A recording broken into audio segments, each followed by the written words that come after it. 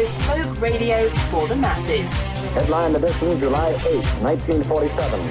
The Army Air Forces has announced that a flying disc has been found and is now in the possession of the Army. If the game is rigged, change the game. Game changer.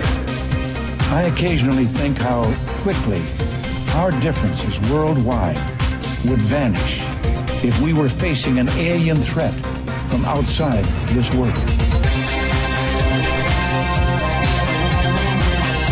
This is Fade to Black with your host, Jimmy Church, on the Game Changer Radio Network and KGRA, the Global Radio Alliance. I need your help to get to the year 1985. You're listening to Fade to Black with Jimmy Church on the Game Changer Network.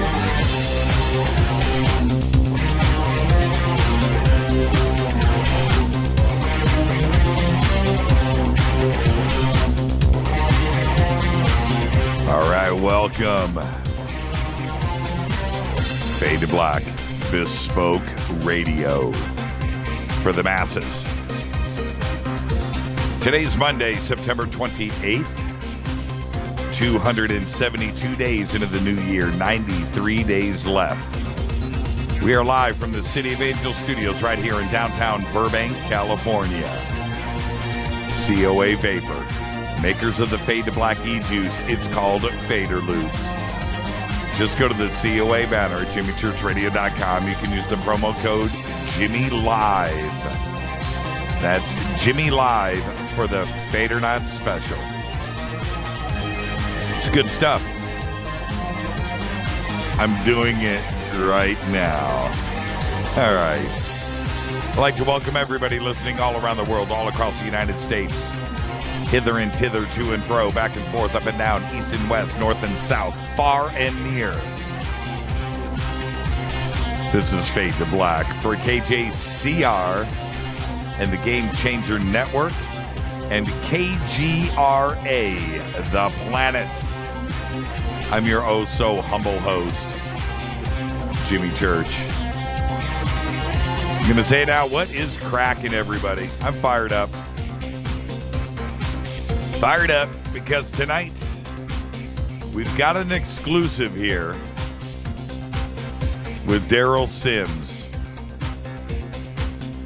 Derrel Sims' last visit with us here on Fade to Black, he told us about what was going on over in India. He had planned a trip. And tonight we have the exclusive on what he discovered. So Derrel will be with us at the bottom of the hour. And, of course, we'll be taking your calls tonight, 323-825-5045. There's going to be a lot to discuss. You can also Skype in Fade to Black and the number 14. That's Fade to Black and the number 14. Before we get the show started, it is my beautiful wife, Rita, beautiful wife's, Rita's birthday today. And, it's a big day for us every year. And she got taken down. Last night it started. And as you know, I got the bug last month. One of our daughters got it last week. Took Rita down last night in a big way. And I know what I went through.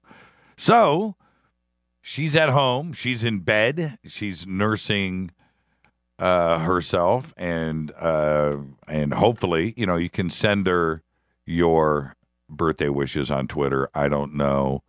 I'm not there, so I don't know if she'll be monitoring Twitter tonight or not. I kind of doubt it. That's it. She needs her sleep. We went 15 days in a row, worked 15, I think 16. Today is 17 days in a row. Rough.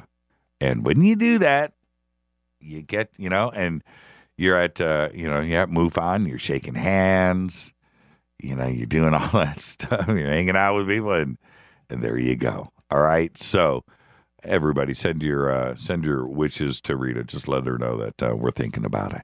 Okay. All right. Let's see, man, there's some stuff. I kind of want to talk about. But you know what? I decided there was part of me. So well, let me explain. Rumors out there are crazy, and I was going to address one that's been floating around for the last couple of months, and then I just decided not to do it, and I just wanted to just laugh because the rumor was wrong. And I suppose this is what I'll do. I'm going to give it some space because it started a couple of months ago. And then we arrive at MUFON and I started hearing it again. And it was really funny because of the timing of what it was about and everything. And it was so the intent, if you are going to, say something and act like you are in the circle and you're in the know and you're a mover and a shaker and you spread something around about somebody, it better be true. It better come to pass. And this one didn't. And I enjoyed every last minute of it. It was friggin' great. So maybe I'll put some distance on it. I'm going to put some distance on it. There's reasons for it, and then I'll. You know what? I think at one point I'm going to let my professionalism just go out the window, just to have fun, and let you guys enjoy it. So anyway, I was going to start it off tonight, because it was and this person's probably listening right now. It was the funniest conversation today on about 5 different phone calls, and I was like, yeah, seriously, and it's just funny. It's absolutely hysterical, and this person must feel just completely more doofused out than I feel. All right, let's go. Let's get the show cracking. Enough of that. Tonight, Derrel Sims is with us. Tomorrow night, we got a surprise guest. We got that lined up, and we'll let you know tomorrow. Can't announce it today for reasons. It's not that big of a deal, but tomorrow night, it's going to be cool. And that's where we are at. I saw today Jason Martell had busted out a post on Facebook and about Alien Snowfest. And I clicked on it and I went to the website and I was like, man, what a gathering of, and I was like, oh, wow, that's right. I'm doing that too. It's going to be epic. Alien Snowfest is going to be February 5th through the 7th. It's 2016 in Big Bear, which is coming up quickly. And if you stop and think about it, we're in October. October means winter. And then, October in a couple of days. And then, and then that's it. February's here. So make your plans now. Go to aliensnowfest.com. Check it out. Yes, George Janori, Tom Danheiser. And I guess Tom's going to speak this time because he's actually on the bill. Got his picture. He's listed as a speaker. So that is going to be interesting in itself. Linda Moulton Howe, Jason Martell, Stanton Friedman, Micah Hanks, Mike Barra, Richard Dolan, and yours truly at one place at one time. That is a no-filler show right there. Alien Snowfest, February 5th through the 7th. All right. I have to hit the cough button. I got to do it. Had to. All right. Fade to Blog, by the way, amazing. If you want to write, we put out the feelers and said, do you want to come and write for us? We had close to, I believe, we had 200 and 220 applications the first afternoon that we posted it up at jimmychurchradio.com. We're going now it's it's 350 names. If you would like to write for us, contact us, email Rita at jimmychurchradio.com. Now, big announcement. Here we go. Studio Dome. We have a new promotion, and it is for the Studio Boombox. Check it out. Go over to jimmychurchradio.com. There's a new Studio Dome banner. There's two, one for the SD1, and the SD1 prices are actually coming down. Haven't settled on that yet because there's actually some new products that are coming out. I can kind of leak it. If you go to the Studio Dome website, you'll see that Bluetooth now is stereo. Okay, it's the new technology. Everything now is bundled in twos. But the Studio Boombox is now available. And the Studio Boombox, so you just go to jimmychurchradio.com. You can click, just go there, use the promo code Jimmy. And this is what they are doing for us Fadernauts. Okay, right now the list price today, it's going to be coming down, but the list price today on the website is $199. You get it 70% off, $59.99. Free shipping. And just because you're Fadernauts and you use that promo code Jimmy, in the box, when they ship that, they're going to toss in a Buddy 4-port USB charger that everybody needs. Now, that is absolutely the best deal on the internet, period. There ain't anything else out there like it. Check it out. Get yourself a boombox. I've got one. Absolutely incredible. All right? There you go, Fadernauts. And everything is up and ready and running. We got it done. We've got the new banner up. Thank you, Drew, for getting that done today. And we got new commercials. So tonight you get to hear a new Studio Dome commercial. All right. And we are at that point. I didn't get to, you know what? Oh, man, why do I talk so much? Why? Today, Jerry Lee Lewis is 80 years old. Today, bassist Les Claypool is 52. Yeah, man, I love Les. A little known fact about Les Claypool. He was, as great as he is with Primus and playing bass, he was the engineer on Yngwie Malmsteen's Rising Force and Marching Out, the first two records. That's right. Ultra cool Les Claypool sold out. I'm just kidding. I wonder if he talks about that. If he says, hey, did you know I engineered Yin Yang? I'm just wondering. Probably not. Ian McShane is 73 today.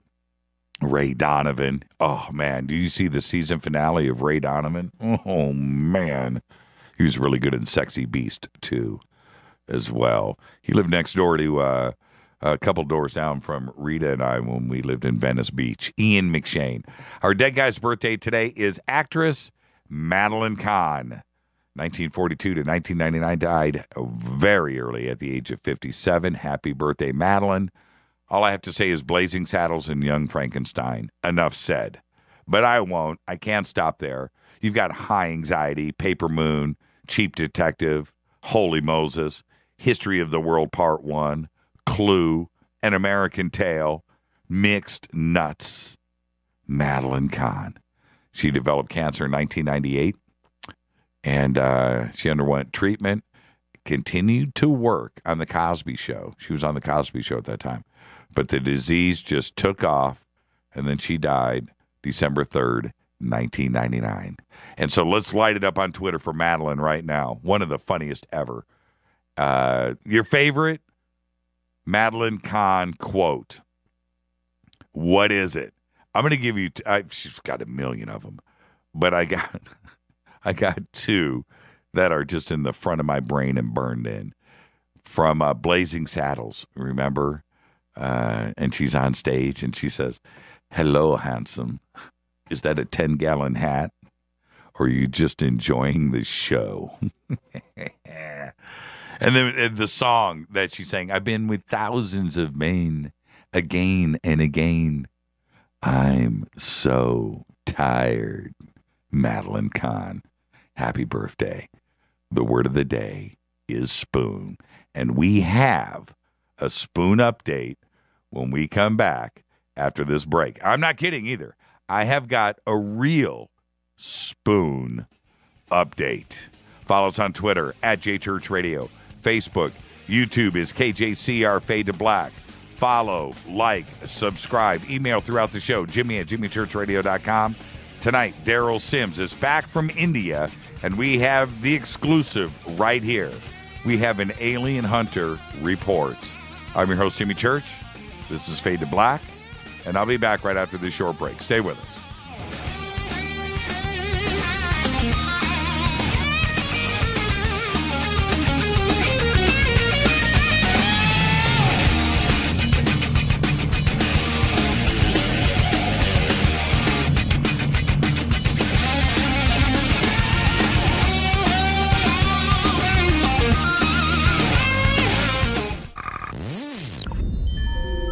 You're listening to Jimmy Church, Fade to Black.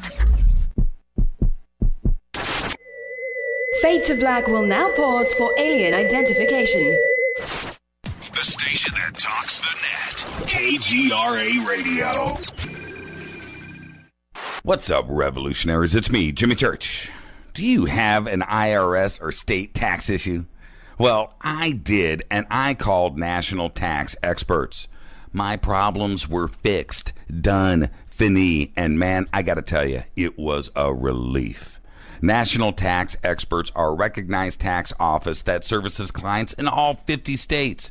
It doesn't matter where you live. Give them a call. I'm telling you, they take the time to understand each and every client's individual financial status as well as their financial goals. And that's exactly what you need, my brother, when you're taking on the evil three-letter. So, seriously, give them a call today at 1-877-909-5444. Again, 1-877-909-5444. Or go check out their website, www.nattaxexperts.com. That's NATTAXEXPERTS.com. Tell them Jimmy sent you. 9 out of 10 geneticists agree. Fade to Black is not your father's radio show on the Game Changer Radio Network and KGRA, the planet.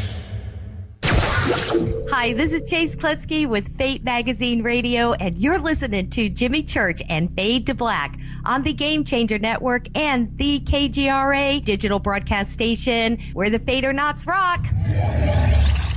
Hi, this is Rob Reiner from Anvil, and you're listening to JimmyChurchRadio.com. What's up? I'm Chris. What up? This is Kyle Massey, and you're listening to Jimmy Church Radio.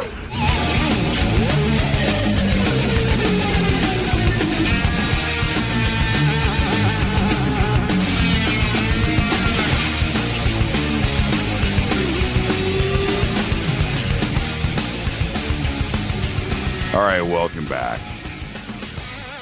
Yeah. This is Fade to Black. Follow us on Twitter at JChurchRadio. Jump in the sandbox, hashtag F2B. Come join the fun. Hang out. Let's do this. On this day in history, 1982. Man. Cyanide-laced Tylenol kills 6 in Chicago. A flight attendant, Paula Prince, buys a bottle of Tylenol, and she was found dead on October 1st, becoming the final victim of craziness in Chicago. Over the previous 24 hours, 6 other people had died suddenly of unknown causes in Northwest Chicago. Freaked out the country. Fader fact. Birds fly at windows because they assume they're attacking a competitor. Yeah, makes sense. One day I'll tell my story. For some reason, I don't have time tonight, but maybe at the end of the show. We had dead birds in our backyard. Crazy story. Big ones, too. I'll tell that story a little bit later. Let's see. All right. Spoiler alert. All right. If you're an X-Files fan, turn down the radio right now. Fox showed reporters at the Television Critics Association's press tour in Beverly Hills a new clip of the X-Files revival. And in this scene, David Duchovny and Gillian Anderson, they are no longer together. And they're having a major blowout fight in this clip. In the clip, Scully describes herself as, and I'm quoting here, she says, your friend and physician. She says that to Fox. We checked with the source close to Fox who confirmed that, indeed, the two are no longer together. Spoiler alert. It looks like they're going to go ahead and do this radar sonar wall penetrating thing at King Tut's tomb. Yes. Oh, man, I just coughed. That's how bad my lungs are. I'm serious. It's taking Rita down right now. It's taking me 3 weeks to get rid of this. Anyway, Minister Mabdou El Damadi in Egypt said he will seek final approval for the radar inspection of the tomb. It looks like it's going forward. He was visiting Luxor with British Egyptologist Nicholas Reeves, who recently theorized that Tut, King Tut, who died at the age of 19, may have been rushed into the outer chamber of what was originally the tomb of Queen Nefertiti. It looks like this is going to happen. Would that be crazy if we find an untouched tomb and of all, it's Queen Nefertiti? What could be behind there? If King Tut was intact, then she should be intact. That is crazy. I promised you a spoon update. I've got to do this. You ready? Spoon bender Uri Geller says that he will leave a giant spoon statue as a parting gift to the Berkshire village where he has lived for the last 35 years. And, Geller, he's became famous for bending spoons. He made the announcement as he said he planned to leave the UK to return to Israel. He's moving. He said that the steel statue would take the shape of a bent spoon and be placed on a large tree stump in Sonning. The spoon statue is it's already finished. It's made by British artist blacksmith Paul Wells, and it's going to be formally unveiled next week on October 5th. And it's also opposite the home of actor George Clooney and his wife Amal. They just recently moved there. So now in the front yard, they're going to have a spoon statue. Now, this, I'm going to leave you. Well, let me see if I can get some more stuff in here. But this is in the has not been fully vetted section of the news tonight. Okay? Has not been fully vetted. But I give you this. Following news of Scotland and Germany opting to ban genetically modified foods, news has surfaced now of the Russian government completely banning the use of genetically modified ingredients in any and all food production.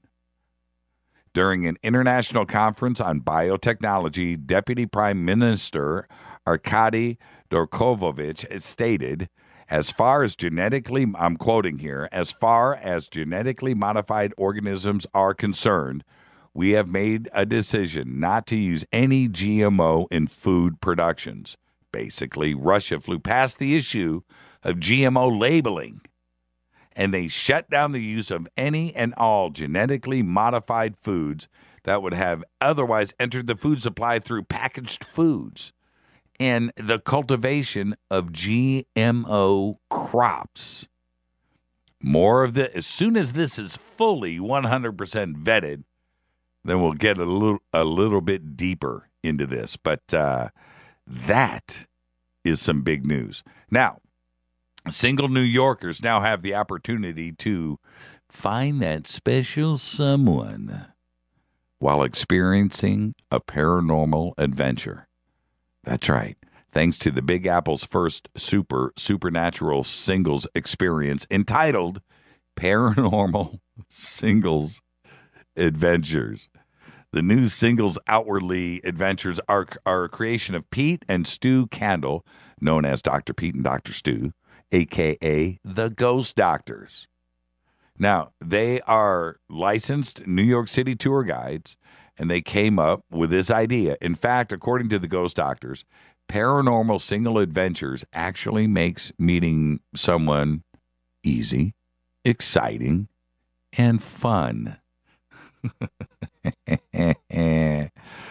National Security Agency whistleblower Edward Snowden joined Twitter today. That's right. And immediately, people started following. Snowden's first tweet was sent at 12 p.m. Eastern Standard Time today, and it read, "Can you hear me now?" Less than a half hour after the tweet, over 30,000 people followed Snowden. I haven't checked it before showtime tonight, but you might want to go check it out. Snowden's account has the blue check mark, which means it was verified by Twitter as being the true owner. That's right. Twitter's co-founder Jack Dorsey replied to Snowden's tweet saying, "Yes, welcome to Twitter," from Jack Dorsey. You know, Jack follows me. He does. Go to Jack's account, scroll down, you're going to see it right there. Bam. Bam. He don't follow too many. So I guess Jack is following Snowden. This is Fade to Black. We got a great show tonight. Derrel Sims is here. I've got my pipes back. I just don't have my lungs back. It's weird, huh? I'm wondering how long it's going to take before I'm just fully 100% back to the old dude. It's been like 3 weeks. Rough. I'm your host, Jimmy Church. This is Fade to Black on the Game Changer Network and KGRA The Planet. Tonight, Derrel Sims, the alien hunter, back from India, and we have the exclusive. We'll be back with Derrel Sims right after this. Stay with us. This is Fade to Black with Jimmy Church on the Game Changer Radio Network and KGRA, the Global Radio Alliance. The station that talks the net. KGRA Radio. Hello, I'm Katie, and you're listening to my main man, Jimmy Church, on jimmychurchradio.com. Hi, this is Jimmy Church of Fade to Black. Today, everybody, the Fadernauts and planet Earth is vaping, and I'm very proud to announce our very own e-juice. When we were approached by City of Angels Vapor about Fade to Black e-juice, I wanted to make sure that it was the very best and that the flavors were something that I could create myself, and we did just that. Introducing Fade to Black Fader Loops. This will take you right back to Saturday morning cartoons and your favorite bowl of fruity, loopy cereal. Just click on the banner or go to www.coavapor.com. Enter the promo code Jimmy for the Fader Not special. That's www.coavapor.com. Go back, Lee Tappy. Hi, this is Ray Hobbs here, repping the planet, and you're listening to my good friend, Jimmy Church, Fade to Black, on the Game Changer Network and the KGRA digital broadcast station. Imagine no longer being tied down to your computer, but having the freedom to take live talk radio with you anywhere you go. TalkStream Live introduces our first ever iPhone application. The talk shows you follow now follow you, and your iPhone is now the fastest and easiest way to stay connected to the best talk radio on the internet. Let TalkStream Live transform the way you listen to radio. Listen to live talk shows 24 hours a day, 7 days a week. Mobile talk radio from TalkStream Live. Now available in the iTunes App Store. This is Toby Kebbell. You're listening to JimmyChurchRadio.com. Don't hurt me, Jimmy. I'm only little. Hey, I'm Adrian Grenier. And this is Ari Gold. We're the Honey Brothers. Yes. We are of the Honey Brothers. Hey, I'm Adrian Grenier. And I'm Ari Gold. We're the Honey Brothers. And you're listening to Jimmy Church. The Revolution. All right, you Fadernauts. Studio Dome has done it once again. A new Studio Dome Fadernaut special. Introducing the Studio Dome Boom Box Bluetooth speaker. It's got a rear-firing bass film subwoofer and dual 52mm main speakers. You'll never listen to your tablet or cell phone speakers again. Just click on the Studio Dome banner, use the promo code Jimmy, and you'll get the SBB for $59.99 and free shipping. And get a Buddy 4-port USB charger for free. That's a $19.99 value right there. That's 70% off a list price of $199.99, and they'll throw in a Buddy in the box. It's the best deal on the net anywhere. Just go to jimmychurchradio.com, click on the Studio Dome banner, enter the promo code Jimmy. Go Beckley Teppy. This is Micah Hanks of the Gralien Report, and you're listening to Jimmy Church on Fade to Black, across the globe on the Game Changer Radio Network and the one and only KGRA Radio, The Planet.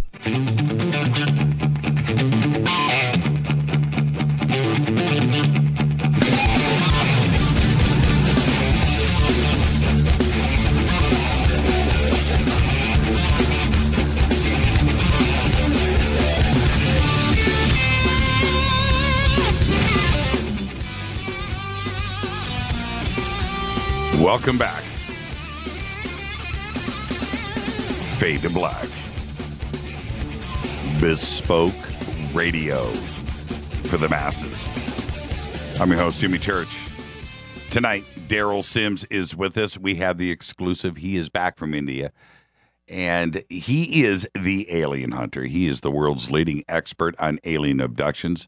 His 38-plus years of field research has focused on physical evidence, led to his groundbreaking discoveries of alien implants and alien fluorescence.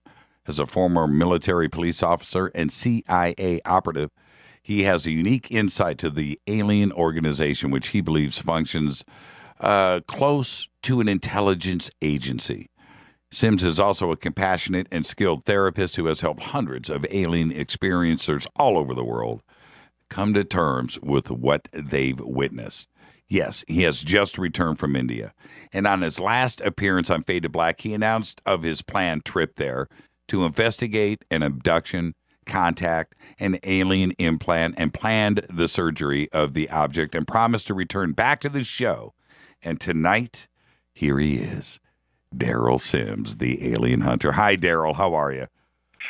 I'm delighted to be here tonight with you, Jimmy. Is the jet lag over? Have you caught up on everything?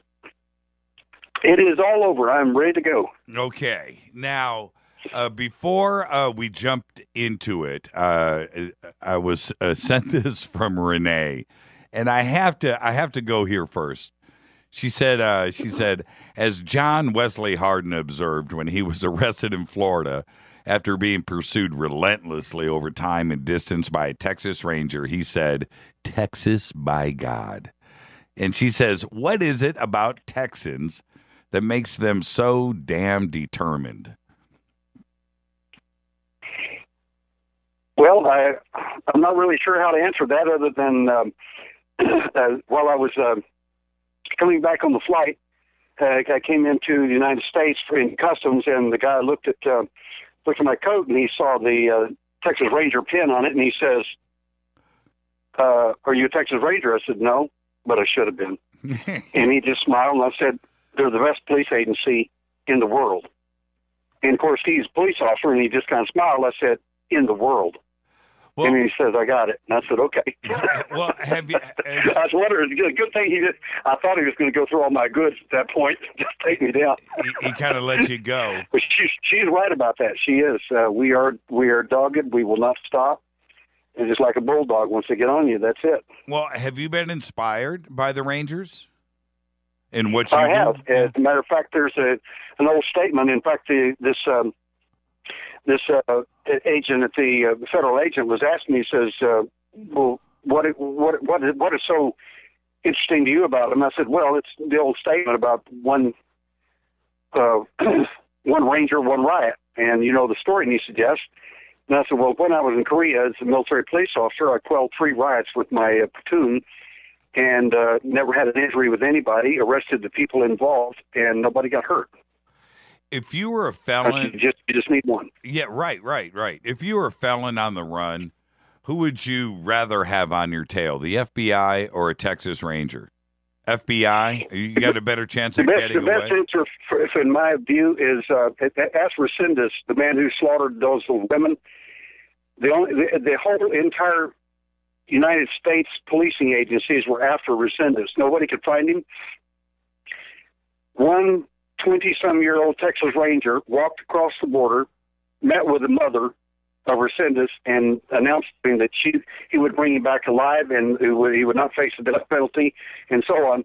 And shortly thereafter, Resendez walked across the bridge, met him halfway, he handcuffed him, and walked him to jail by himself.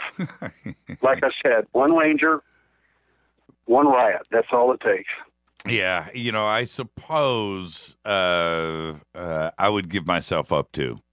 I don't want that hassle, man. It's you're going to get caught. That's it. That's if they're the ones. Yeah. Just stop. Stop. Empty your pockets. Come out with your hands up and just end it, because it's it's not going to end well.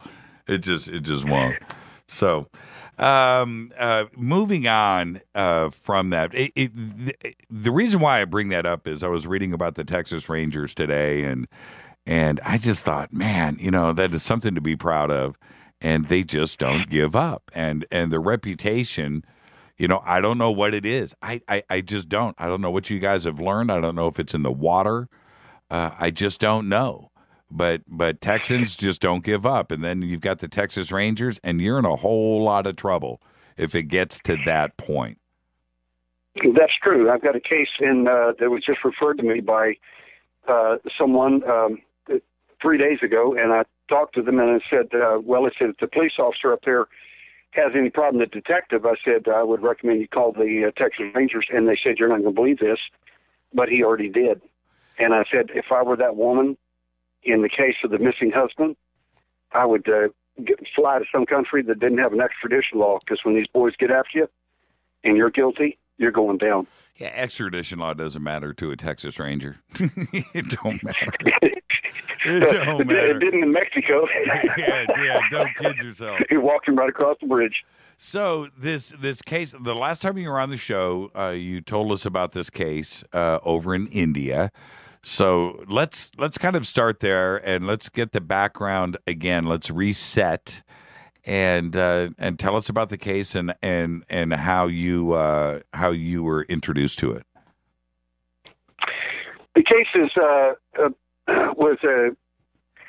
was contacted by a young man named Hitesh, and also another gentleman later named Subhash, and these two Indian young men introduced me to the patient, and the patient and I had a long series of meetings in which we shared information. I got a great deal of information about her case and all kinds of things that I would need to know about her situation, whether or not it would interest me. Number one, is it a valid case of that we would need to do surgery on? Is it a valid case that I need to go halfway around the world to look at, and so on? And I was pretty impressed with her answers. And then she filled out her forms, which are quite extensive, and they're pretty invasive personally. And I, again, was really interested in her answers. Then once that was done and we were all agreed, then I set everything in motion by going on your show and asking for a little bit of help. And there were some people that they helped a little bit with the finances, which was wonderful. It still ended up being about $3,500 for the trip, but it was worth every penny of it, in my opinion. I'd do it over again tomorrow if it had to do it. So then at that point, of course, I just rolled into New Delhi, and when I got to Delhi, then to my surprise, I was wanting to work with a patient before we went to surgery, which I was going to take a day to do that. They announced to me that night. I got in at 2:30 in the morning, and they announced, the surgery's going to be at 10 in the morning, so we got to get ready. So, okay. So I met with the doctor the next morning, and he was very gracious. He was very curious on why I wanted to do this.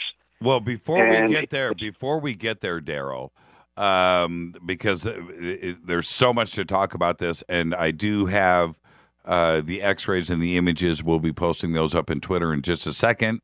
If you do want to see the images, right now they're over on our homepage right there with Derrel Sims. Just go to jimmychurchradio.com, scroll down, and you'll see a gallery there. Now, tell us about her. She's a contactee, and so tell us about the history of the case. Well, the history of the case is rather interesting. The lady has had several abduction encounters. In these 3 encounters, she ended up getting an apparent implantation in her knee.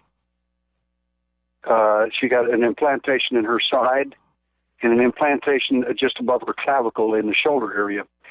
And this was most interesting to her because, first of all, they tell you one thing and then it's something else. I mean, it's not going to be painful, and then it is. And then they do other things to you they don't quite explain. And so to me, it's crystal clear. You know, they're not being truthful whenever they tell you things. They just you just get this menagerie of bizarre things that they say and do, and whenever your experience is over, you realize something else has happened. The most interesting thing, of course, is the implants, that they actually showed up on the x-ray. So that interested me for the medical point. When did the first abduction take place, and where did it happen? Was it at her home, or was she out traveling? She was her first encounters was when she was quite young, and she does remember that. And then she had some encounters very recently.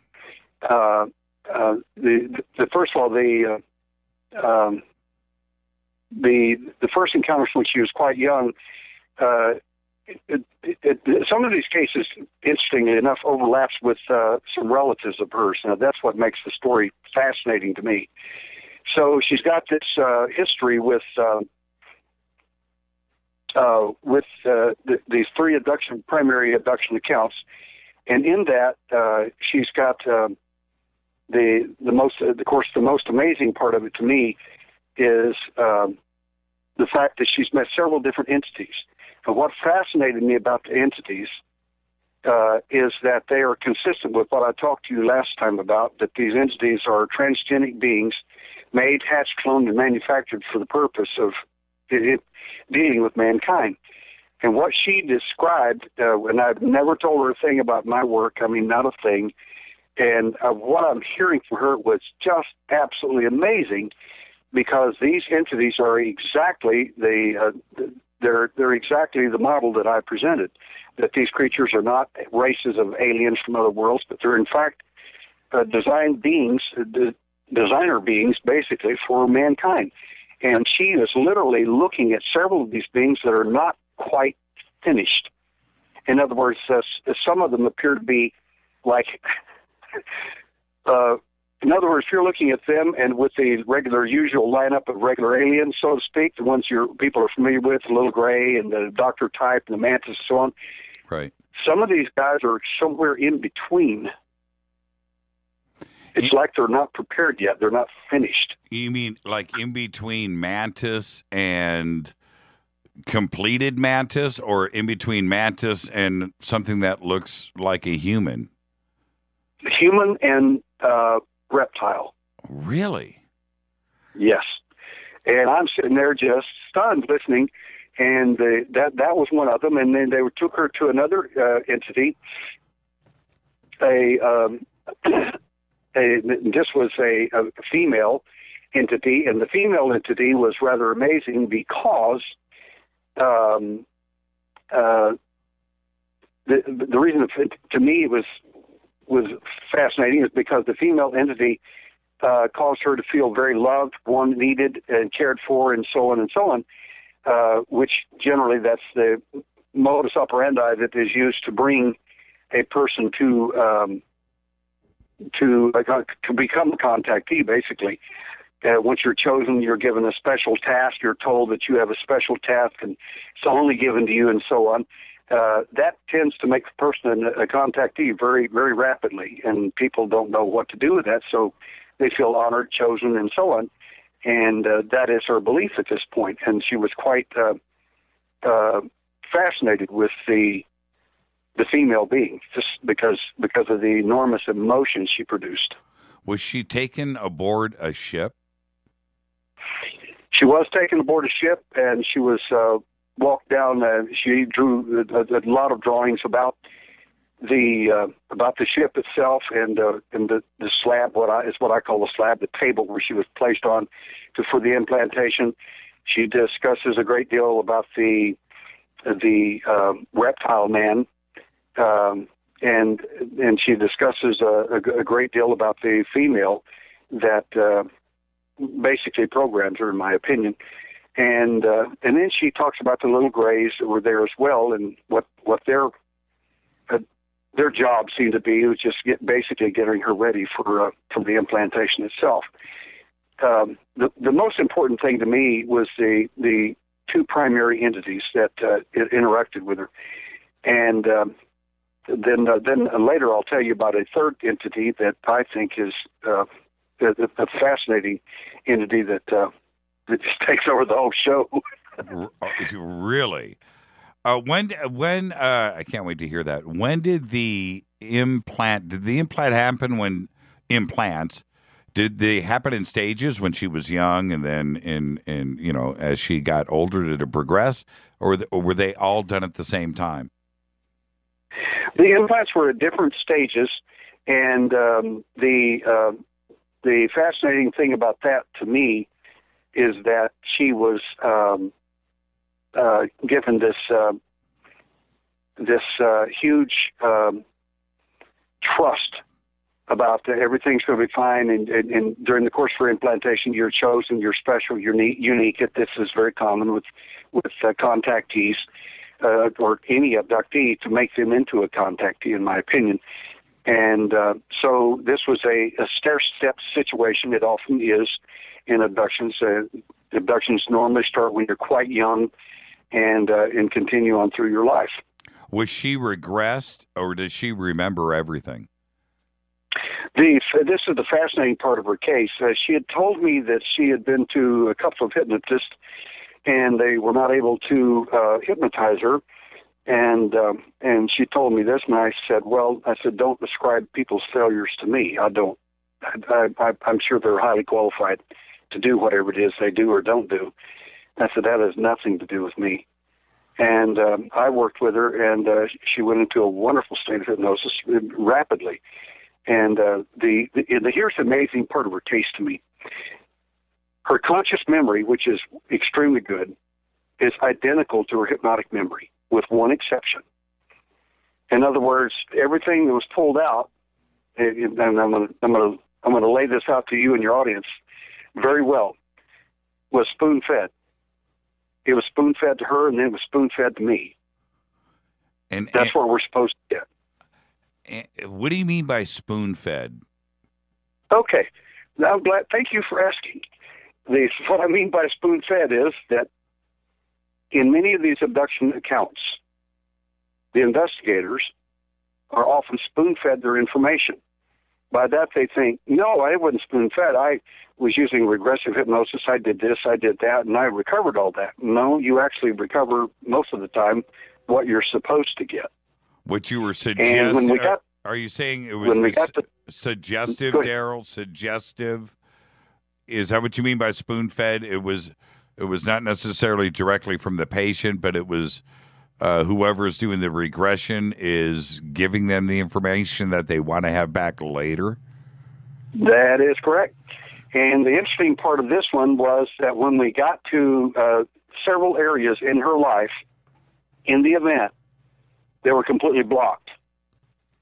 Now, that was fascinating to me because whenever you have blocks in a case, in most of the time, if you have a really good block, and several of them, like she did, what this indicates is there's something that is not supposed to be remembered or thought of, and you're not supposed to find.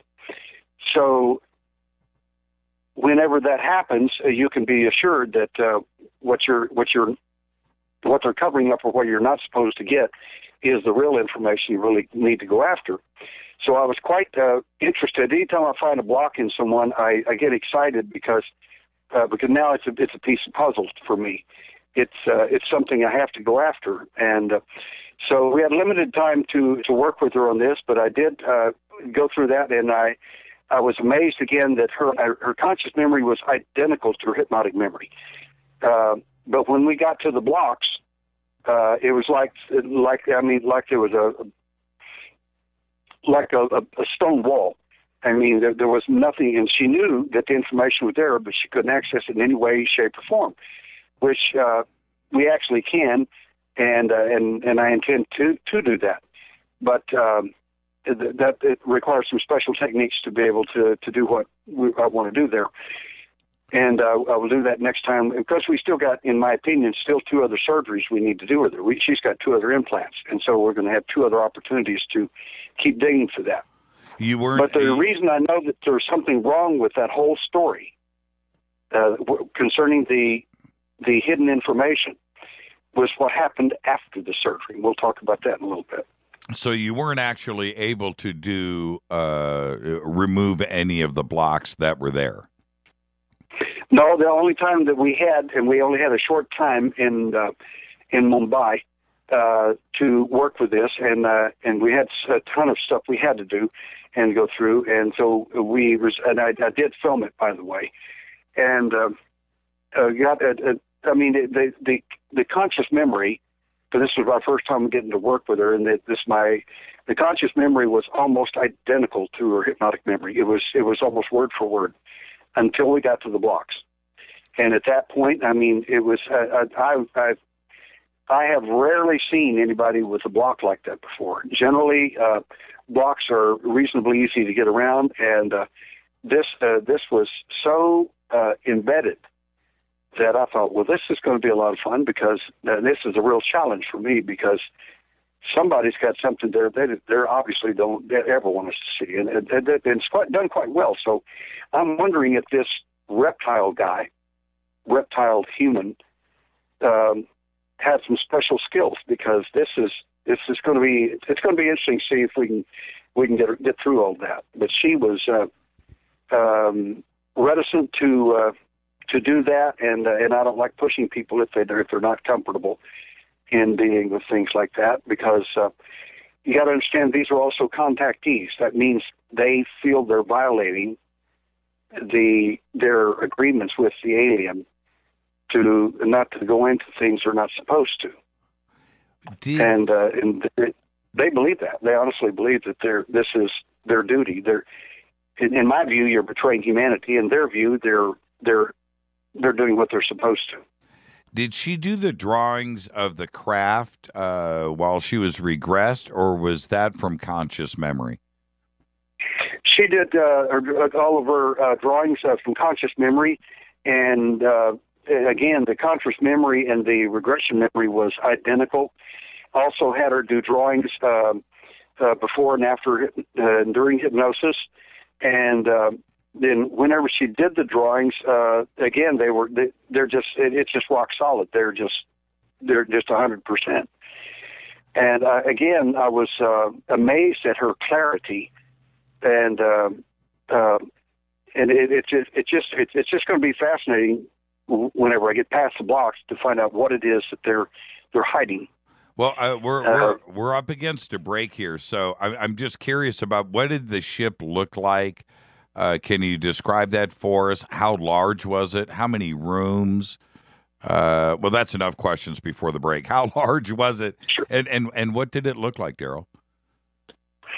Well, the ship that she describes, almost all of us describe the interior, And she describes a number of rooms and a surprising number of entities in each different room. And several of the women, the Nordic type women, were just, she said the best way I can describe them is absolutely perfect. If there was a perfect woman, it would have been her. And she said there were 3 of them. And then she was taken to see this reptile guy, and he was. She described, drew an interesting picture of him, of course, and that was pretty fascinating. And then she drew a third picture in her symbolic profile drawings. Now that one was amazing to me because it was just exactly like the ones her relatives had spoken about or drawn or talked about themselves. And anyway, we'll do that after the break, but that's going to be fascinating. You're going to love that part of the story. Out of all of the cases that you've done, it's in the hundreds, if not more, where does this rate in the case file for Derrel Sims?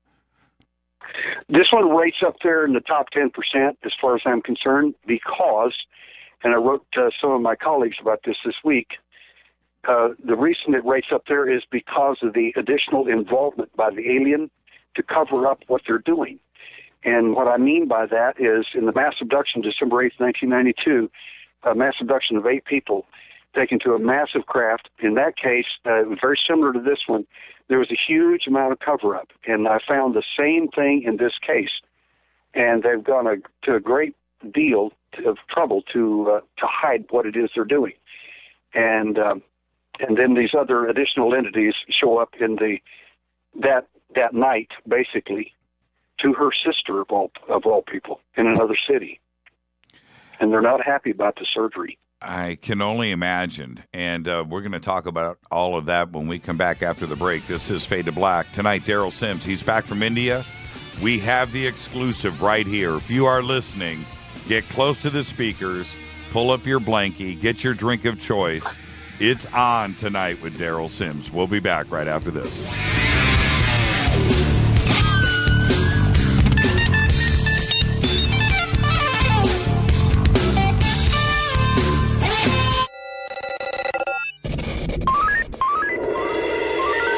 Way out here, we listen to Jimmy Church. You're listening to Fade to Black. Always on the edge of the hottest alternative talk. Jimmy Church with Fade to Black. KGRARadio.com. ¿Qué tal, mis amigos? Yo soy Mario Carson, el tiburón, y los invito para que escuchen a mi buen amigo Jimmy Church Radio. ¡Claro que sí! Did you ever turn to your radio for your favorite talk show to find that it's been preempted for this? In the air, to deep right center. Back goes Lewis to the wall, and it's out of here! Or this? And I'm ashamed of you, Hillary, for voting for it. Do you have a favorite talk radio program that's not available in your city? Just go to TalkStreamLive.com for links to the best streaming talk radio shows. At TalkStream Live, you will find live talk shows 24 hours a day, 7 days a week. All your favorites are here. With such a large selection, you will also discover some new favorites. On the go and still want to listen? With a mobile smartphone, simply type TalkStream Live on your internet browser. Now you can take internet radio with you. You will also find hundreds of music, news, and sports streams. Best of all, the TalkStream Live directory is free and there's never a login required. Remember TalkStreamLive.com, the fastest route between you and your favorite talk radio show. You are listening to Fade to Black with Jimmy Church on the Game Changer Network. Oi, oi, I'm Reese Evans. You're listening to Jimmy Church. This is Revolution. The revolution will not be televised. The revolution is on radio. Ciao.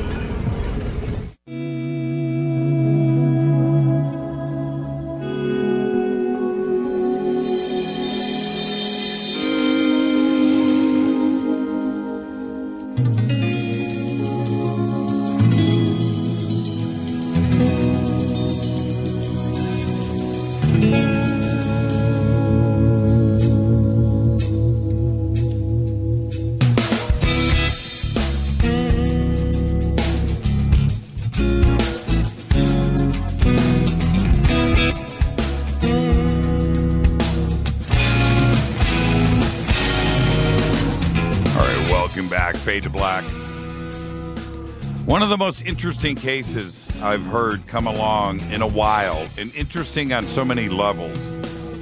And Derrel Sims is here with us tonight to talk about it. He just got back from India.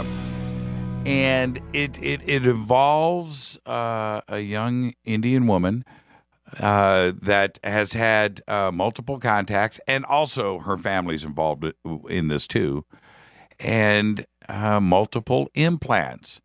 And Derrel told us about it, his investigation, his research. He winged it over to India and performed a surgery. We have just posted Derrel's images up on Twitter. If you want to see those images, just go to Twitter at JChurchRadio. You can hashtag F2B, and all of the images are there. We have some of the images, too, at jimmychurchradio.com, and you can check it out there. Now, Derrel, one of the things that, comes to mind immediately is, how does the Indian culture deal with aliens and abduction? Is this something that is discussed? How does the culture deal with that over there in society? The Indian culture generally does not deal with it at all. The idea of aliens is alien to them in every sense of the word. As in most cultures, they will apply the meaning to something else or just ignore it. In other words, it could be ghost or something else like that. But the alien phenomenon itself, they literally don't grasp that concept. It's not widely accepted at all in that sense. The thing about her that I was amazed about and is that, number one, she did buy into it, and the reason she did because she was there. I mean, her first event was when she was about 11 years old, and she could clearly remember it. So it wasn't difficult, as I questioned her and went over this with her. It wasn't difficult at her at all to buy into it, simply because it was consistent. And of course, then she later did some studies herself, trying to figure out, has anybody had events like me? And she realized they have. And so this was pretty stunning for her to. She said even when they took me up, I felt like a balloon, like I was moving upwards in the sky. When she gets inside the ship, she said she was surrounded by Nordic male and female type beings. She said I thought they were from the U.S. Army, but then I looked in their eyes and I realized that it's not the military or anybody like that. These are some other kind of beings. Their eyes are just amazing. And she said they were just literally perfect beings. I mean, like I said, you mean like they were manufactured? And she said, yeah. Like if somebody had made them, they would have made them perfect. And she said that's what made them so unusual. Has the media over there covered this case? Oh, no, they haven't. We kept it all very private and very quiet. Even the doctor that we used over there with the hospital, he questioned me quite well when I went into the hospital and told him I'd done 24 of these surgeries before, and that I was a private investigator in the United States, and I was interested in finding anomalous objects inside people. I said some of these objects turn out to be quite normal, and some of them are real interesting. And after we talked about that, then we talked about the proper procedure we would use to remove the implant and why I needed it done that particular way. And he agreed, and the owner of the hospital was there as well. And we shook hands and went in and prepped the patient and went after the implant when we filmed the entire surgery. What type of blood type was she? They didn't type her blood, and we didn't get that information yet. They simply, like I said, I got in at 2:30. We finally got to the hotel about 2:30, 3 o'clock in the morning, and the next morning at 10, we had to be at the hospital for the entire surgery. Now, I mean, it went down that fast, and it took an hour to get there. So this was, I had planned for the surgery to be the next day because there's a lot of things we wanted to do, and it was done very, very, very quickly, and that I was not happy about. Now, we've posted the pictures. The pictures are extremely interesting, and I want to go through those one by one. How long? This was the implant that was in her shoulder, correct? That is correct. How long was this implant in there? It's been in there for quite a while, and let me pull that up here.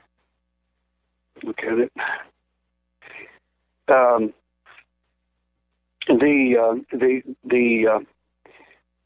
She noticed a strange. She remembers the event, and then but she was real surprised. She says, "What I didn't understand is why would it be so obvious? In other words, you can see the metallic object literally through the skin." And I don't understand why. And I said, well, that is interesting, isn't it? What I didn't tell her was that they intended for you to find it. They intended for me to find it. They were being spoon-fed. What we're not supposed to find is the stuff that they're hoping we're not going to get. And in my opinion, we're being literally spoon-fed this whole business. And I think that's what this is all about. This one was the easiest one to get to. The next one will be the side, and then she's got one in the knee that the doctor looked at. And I said, of course, I told him, I said, well, that's probably just a piece of plastic or something. He said, no, it's metal. He said, whatever that thing is, it's metal. He said, it's in there pretty deep. He said, I wouldn't want to go after that, but he said, that's really interesting. So he was surprised by it himself. This, I'm looking at the picture before the surgery. It's not small. That's the other thing. Compared to other implant work that you have done in the past, is this one of the biggest implants? It looks pretty nasty, by the way. Ugh. Yeah, it's pretty big compared to for size. But the biggest implant that we found on anyone is a lady who was actually in the military. And this was years ago in the 90s, early 90s. And that case, it shows it's the size of a walnut next to the lady's heart. Ooh. And the doctor was the one that found it. And he said, I've known her for over 20 years, and if she says something, so it is. She said she'd never lied to anybody about anything. So he was quite convinced of course, it's far too dangerous to ever even begin to think about removing because of where it's at. Only if the person died would you ever want to try to go in and get something like that at that point.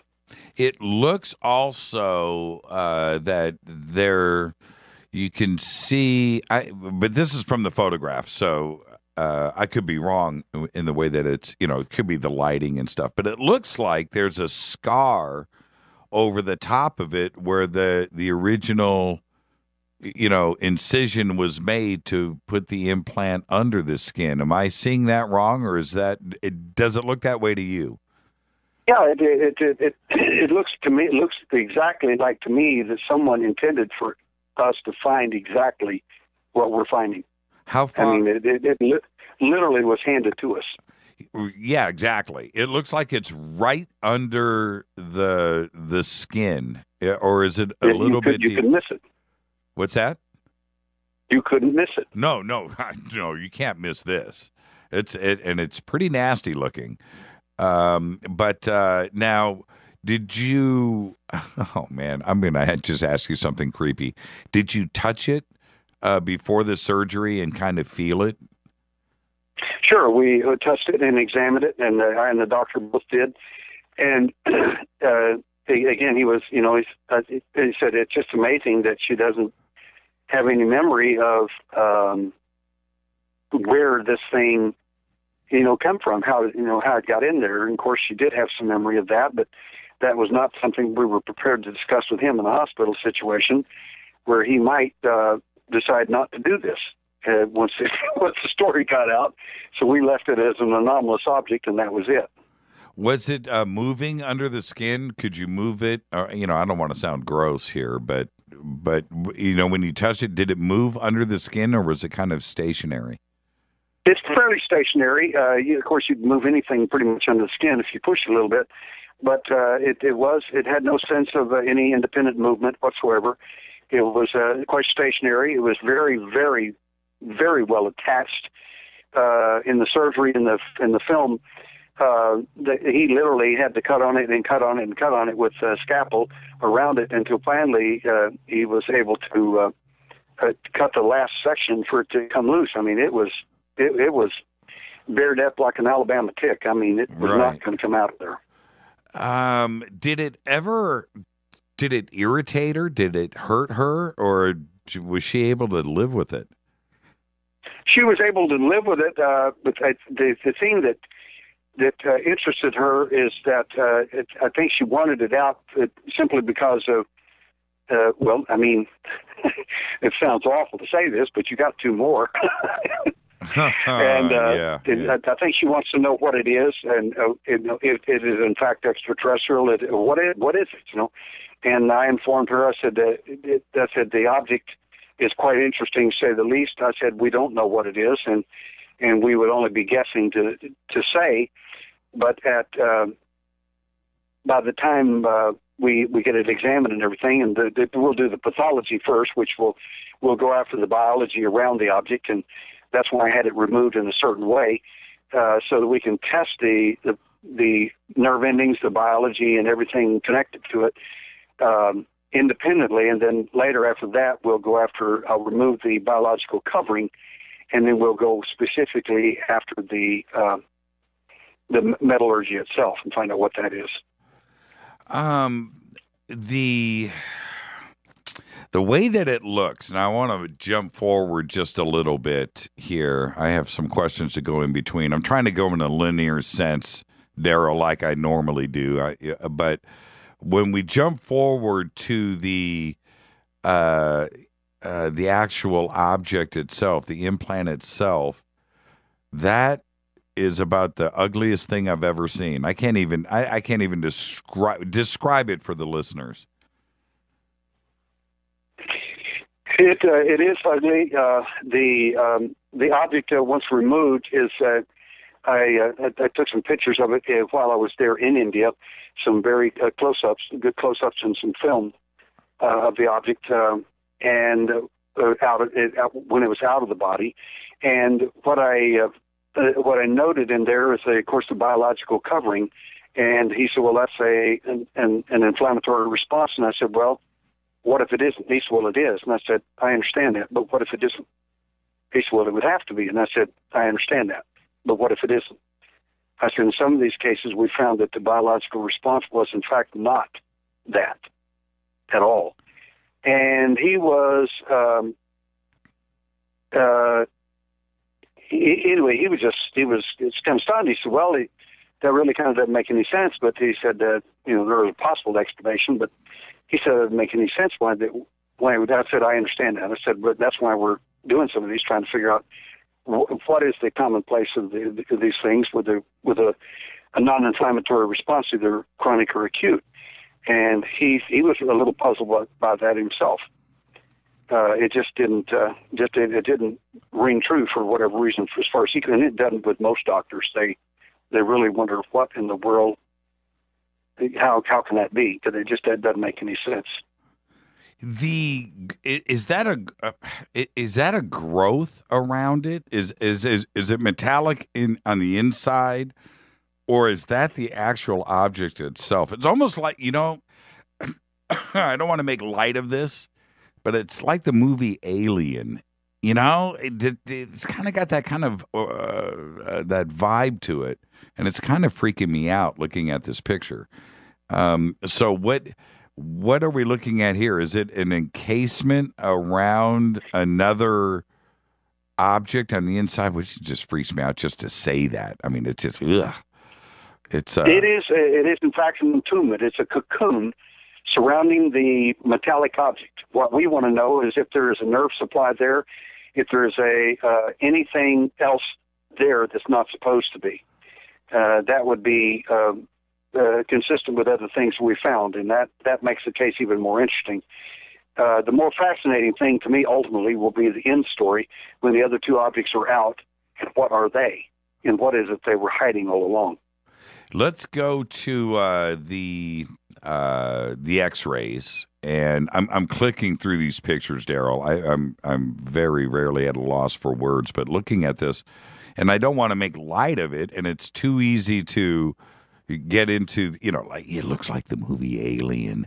It look, but it does. It's there, and how is it moving under the skin? And I don't want to be morose or sound, trying to sound gross or fantastic, but these are incredible shots. I've never seen anything quite like it.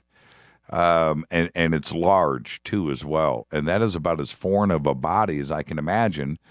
And all of the things that I've been saying, it looks like there's a suture on the top. There's a scar.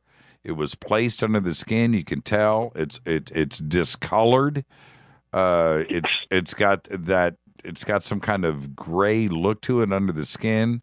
It's large. It must have been irritating. She says it wasn't.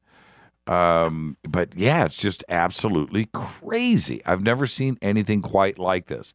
Now let's go to the X-rays. Okay, so that's the part of the shoulder. Okay, everybody, you can go to jimmychurchradio.com. The X-rays are there. There's 2 of them. This X-ray that I'm looking at is the shoulder section, shoulder joining into the neck. Am I correct, Derrel? Yes, it's the area we're looking at here is literally the clavicle. It's so it's from the front. Inside the clavicle, about 2 inches is where the implant was. And this X-ray is from the front. Yes. Okay. So that's a large object. Well, we've already seen how large it is, but there it is, clearly in the X-ray. Was this X-ray done when you were there, or was this one of the shots that was sent to you before you went to India? This was sent to me before so that I could make a determination of whether I wanted the case or not. Okay, so tell me. We got a whole series. It's literally a series of these, and there was a lot more, obviously, but I was convinced that this is what we should go after. Right, and I'm setting you up for the Jimmy Church classic question. What went through your mind, Derrel, when you saw this X-ray? Were you really like, holy crap, like I am right now? I mean, because it looks like a bullet in somebody's shoulder. It's large. It is pretty large, and I was pretty impressed with what I was seeing in terms of my little medical hat on, so to speak. Here I wear different hats, and the medical part of me said it's consistent with what we're finding.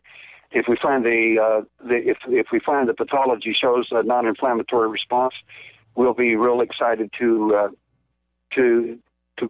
move forward with that part of it as well, which will tell us a lot more about what we want to do with the metallurgy. But I was quite excited by the X-rays, by all of the X-rays, and like I said, I have a lot more than this, but they were stunning. But the most impressive part of it to me was the fact that it was so obvious. And when you look at it and you see that, it's like somebody intended for you to find that. You're being spoon-fed this stuff. I mean, why? Right. And the second X-ray, I'm retweeting these now. The second X-ray, which is the full shoulder and the shoulder joint, what am I looking for in this shot? I'm looking at something totally different than you are. I'm trying to pull yours up here. Okay. But what I'm looking at is the X-ray where her arm is lifted. And let me go. Is the arm moving out to the? Like I've got two of them. I'm looking at the arm is completely down. The second one, the arm is out, straight out, and the next one, the arm is straight up. Oh, I don't have those X-rays. I have the X-ray with her arm straight down. Okay, yeah, that shows a little. It shows the object. It's a fairly good sized object, right above her clavicle bone. I mean, 2 inches inside the clavicle bone, right in where the little muscle is, right there in your neck, goes to your shoulder. Right there, and it just right there. That's what that is. Yes. So in the X-ray, that's an actual muscle that is going back. That's not bone. I see now. Yeah, thing is. Yes. That's pretty humongo. Why didn't somebody else, did any other doctors ask her about this over the years? Didn't she ever undertake just a regular exam? Well, generally doctors say things like, "Oh, well, that's just pencil lead or something like that, and nothing to worry about, nothing to it," because it's not affecting you, it's not doing anything. Then why worry about it? And the fact is that it bothered her because she wanted to know what the thing was and wanted it out of her, and to find out what it was. And of course, if she does that, then that'll give her more of a sense of what to do with the other two, because they still got two others in there yet. How large are the other two compared to this one? They are buried up respectively. The one in the side is probably close to a half-inch in, and the one in the knee is it's buried up pretty deep. It's in there, and the doctor was saying that when he said I wouldn't go after that. He said that to me makes me wonder if we should go after it, because that's the one that's buried up that may not want us to go in after at all. Man, this object, I'm looking at it after it's been removed. I swear I'm waiting for it to move. I'm waiting for it. That is some nasty. It was bizarre. It was rather interesting, to say the least, in the OR. I was inside the OR, and the nurse said something to me a little snippy, and I looked at her and I said, "What did you say?" And the surgeon looked up immediately and ordered her to be quiet. I'm surprised she didn't go out running. I tell you, it was interesting. And what did the surgeon say? Had he ever? He was he still didn't have a clue yet. But I say he didn't have a clue. He was a little suspicious after we kept. He was surprised that I knew exactly what we'd find. And he was really amazed that I knew exactly how we needed to remove the object. And they said, you're not a doctor. I said, no. He says, you seem to know. I said, well, I've done 24 of these so far, so I know what we're looking for. And I said, some of these are very different. There's no question about it. I said, but this one, is consistent with others we've looked at least in its nomenclature. And I said, so we need to make sure that we're not damaging any other parts of it, and that we can still check the pathology to it. And he said, well, he's like wondering what pathology. I mean, it's got to be it's to a doctor, this is real simple. This is an inflammatory response against an object to wall it off from the body, to protect it from the body. It's just that simple, like a bullet from a spatter wound or something. Sure. That's it. And it may be that, it could be. But in other cases, it has not been that. Where is it now? Oh, no, don't tell me yet. You can tell me that in 5 minutes, 10 minutes. What did you do immediately after the surgery? Did you throw this in a locked time, hermetically sealed case with alarms on it, and spirit it out of the hospital in the cover of darkness? What did you do next?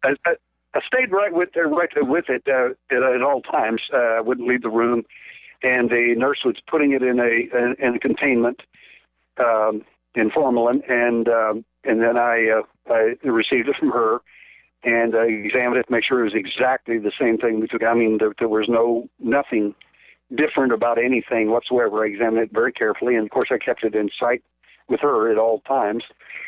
So the chain of custody would be from the doctor directly to me, through the nurse to me. And he went out and was getting ready to work with another patient. And then I took it and I secured it in a locked case, and had myself and another person guarding the case at all times. So in that case, and the object has been with me at all times. And interestingly enough, I flew to Mumbai 2 days later, and I just sensed that I was going to be searched, and of course that object's going to be found. Of course. And I mean to tell you, for some bizarre reason. I mean, I'm in India anyway, so I shouldn't be searched for anything because this is a normal flight, one city to another. And that guy went through everything in my entire case. I mean, he pulled out every little detail. And it was so funny. He never found it. Oh, that was so. What did he say when he saw it? Real quick.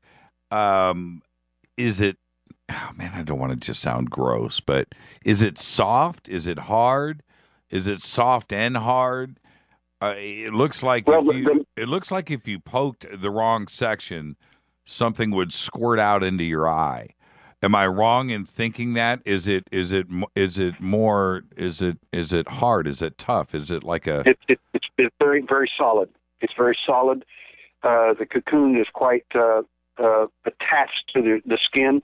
I can't tell you how many times it took him 8 minutes to get this thing out, and I mean that's a long time for such a simple, basically subcutaneous surgery. I mean this is a real easy surgery.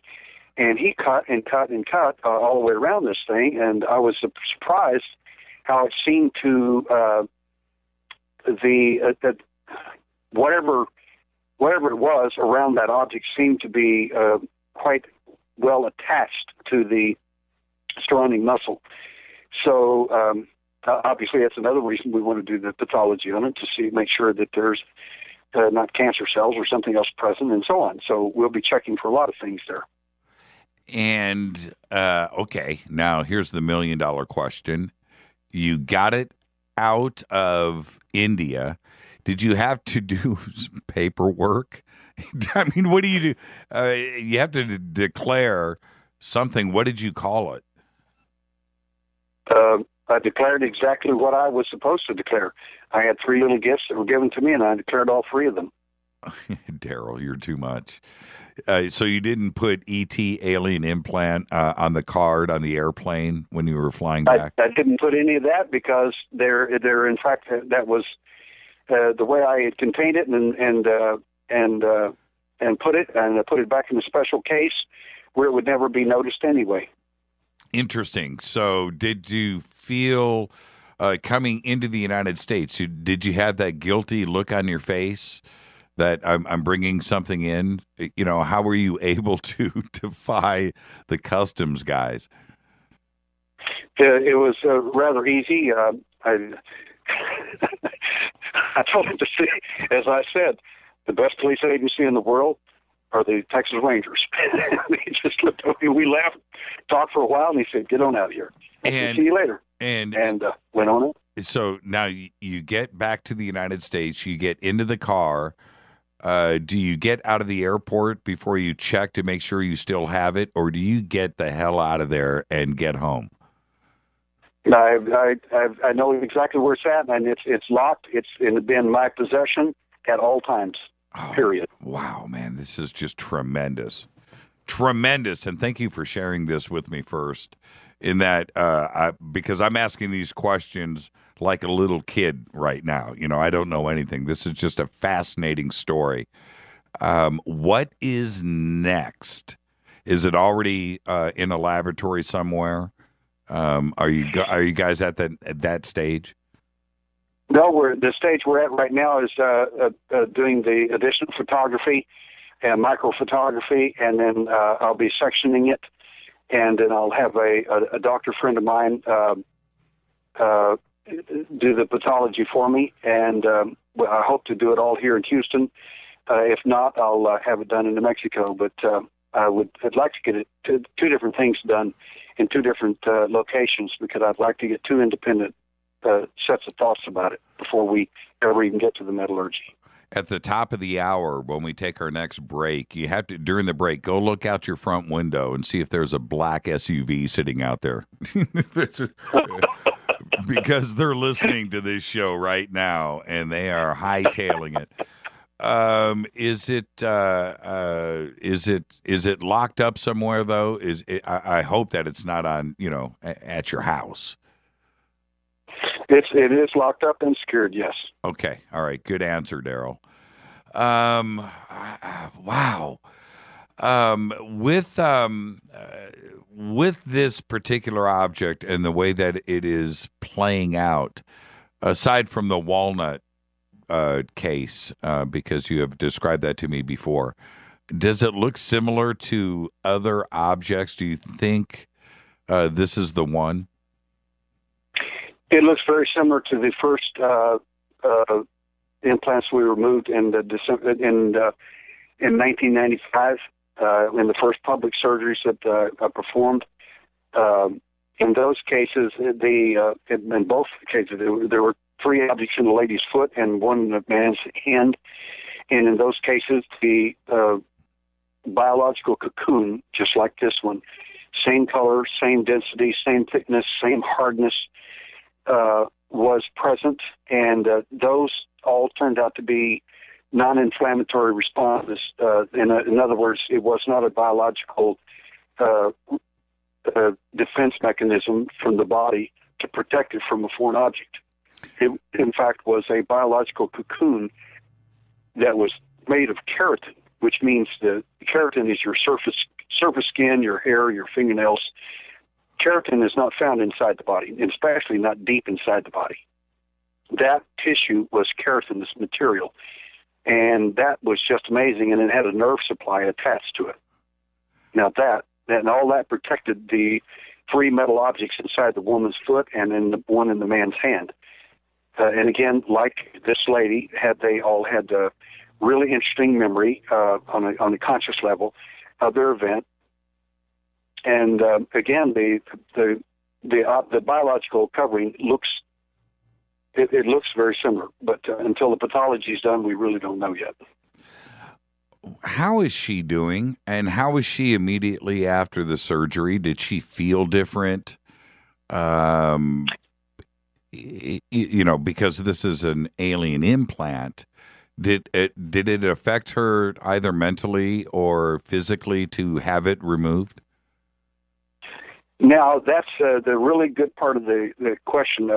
We came out, she seemed to be quite glad that it was out and wanted to know, find out all kinds of things about it. What are we going to do? How are we going to do it? And this sort of thing. All those were the appropriate questions that we should all go through. The interesting thing for me in all of that was when we got to the point of how do you feel? And that night, this is the part that again, which this is the fascinating part of the story. After the implant was out that night, about 11 o'clock at night, started happening then. I got up out of bed and sat up and opened my computer, which is a brand new AirMac in perfect condition. And I've just been typing on it, working with it and everything, typing up reports. And I thought I need to make one more entry tonight about some thoughts that I feel about what's happened today, and specifically what I think is going on with her. And as soon as I did that, I opened the computer and the screen wouldn't come on. Computer's on, but the screen, it won't show.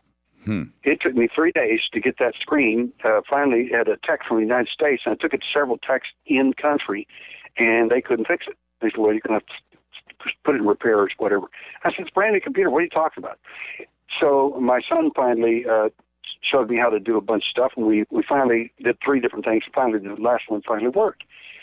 We're fine since then, but only during that time. Well, the amazing thing is, the next, and the reason I was typing this is because I felt, and I'm a bit of an empath, and I felt like she was under enormous fear.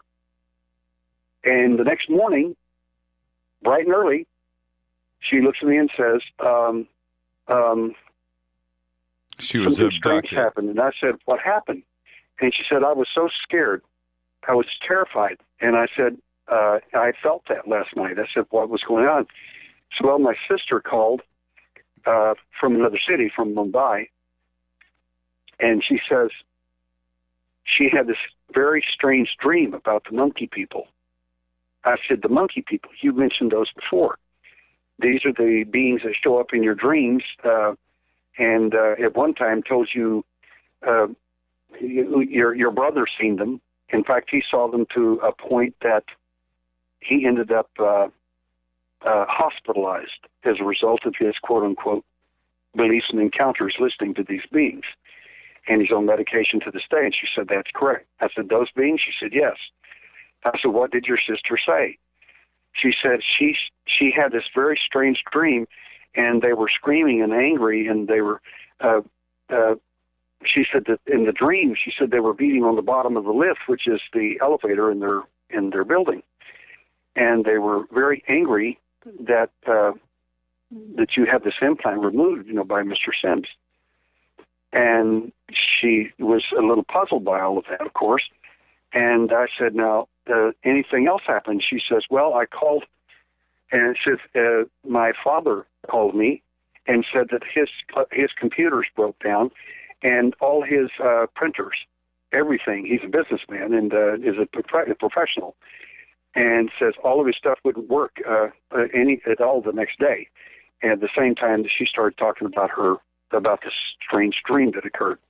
So we all had computer breakdowns at the exact same time, 2 different cities, and we all had the same feelings at the same time, and confirmed by her sister the next morning. So this was, again, fascinating case to me, because the monkey people, which is a screen memory, that's just an image used by the alien. Now, the reason that might be interesting to your audience is because there is a god in Hinduism called Hanuman. Hanuman is a monkey god, and he may be an image that they use to make them feel comfortable about their experiences. Sometimes the alien will use dead relatives as an example, an image of them, to make you feel comfortable that your grandma is really taking care of you or whatever, from way out there. And the fact is, it isn't grandma at all; it's them. What does that tell you?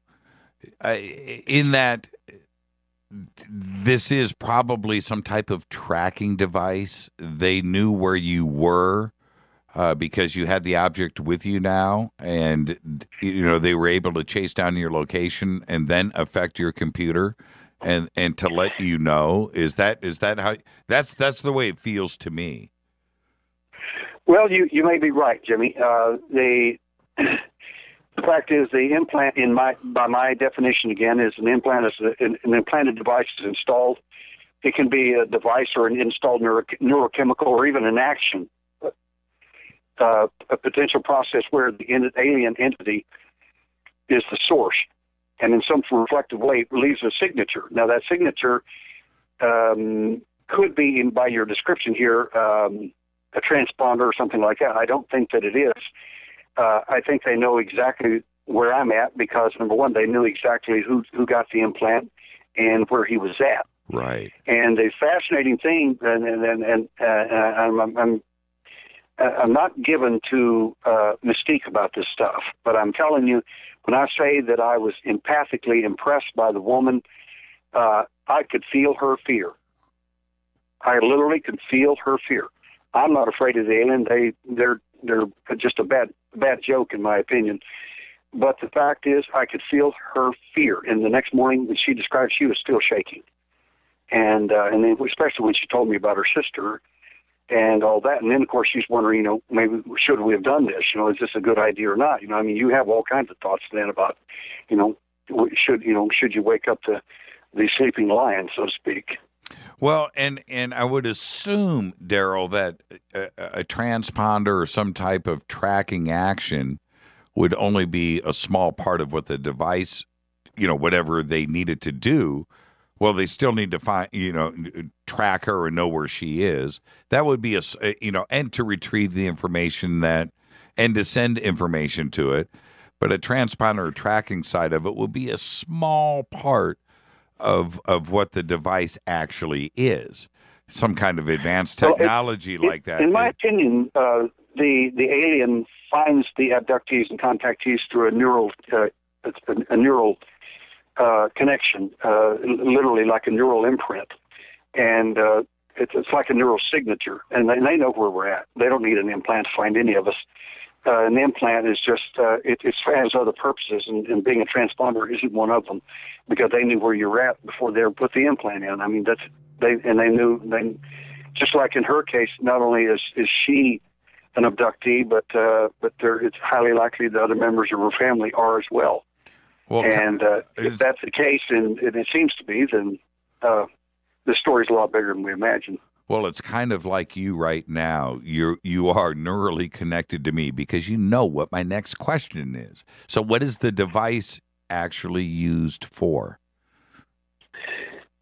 That is something they're never going to tell us. The only hint I can give you is that that if these objects, if this object is like the others that we have seen, if it is the same, if it is connected by a nerve supply and a blood supply, then it is, in fact, feeding information, giving information, monitoring the things from the individual themselves. And they're never telling us what or anything like that. We don't know if, in fact, there is anything DNA-wise going on. We don't know if there's any fluorescent DNA tagging going on. We don't know that yet, but we're working on it.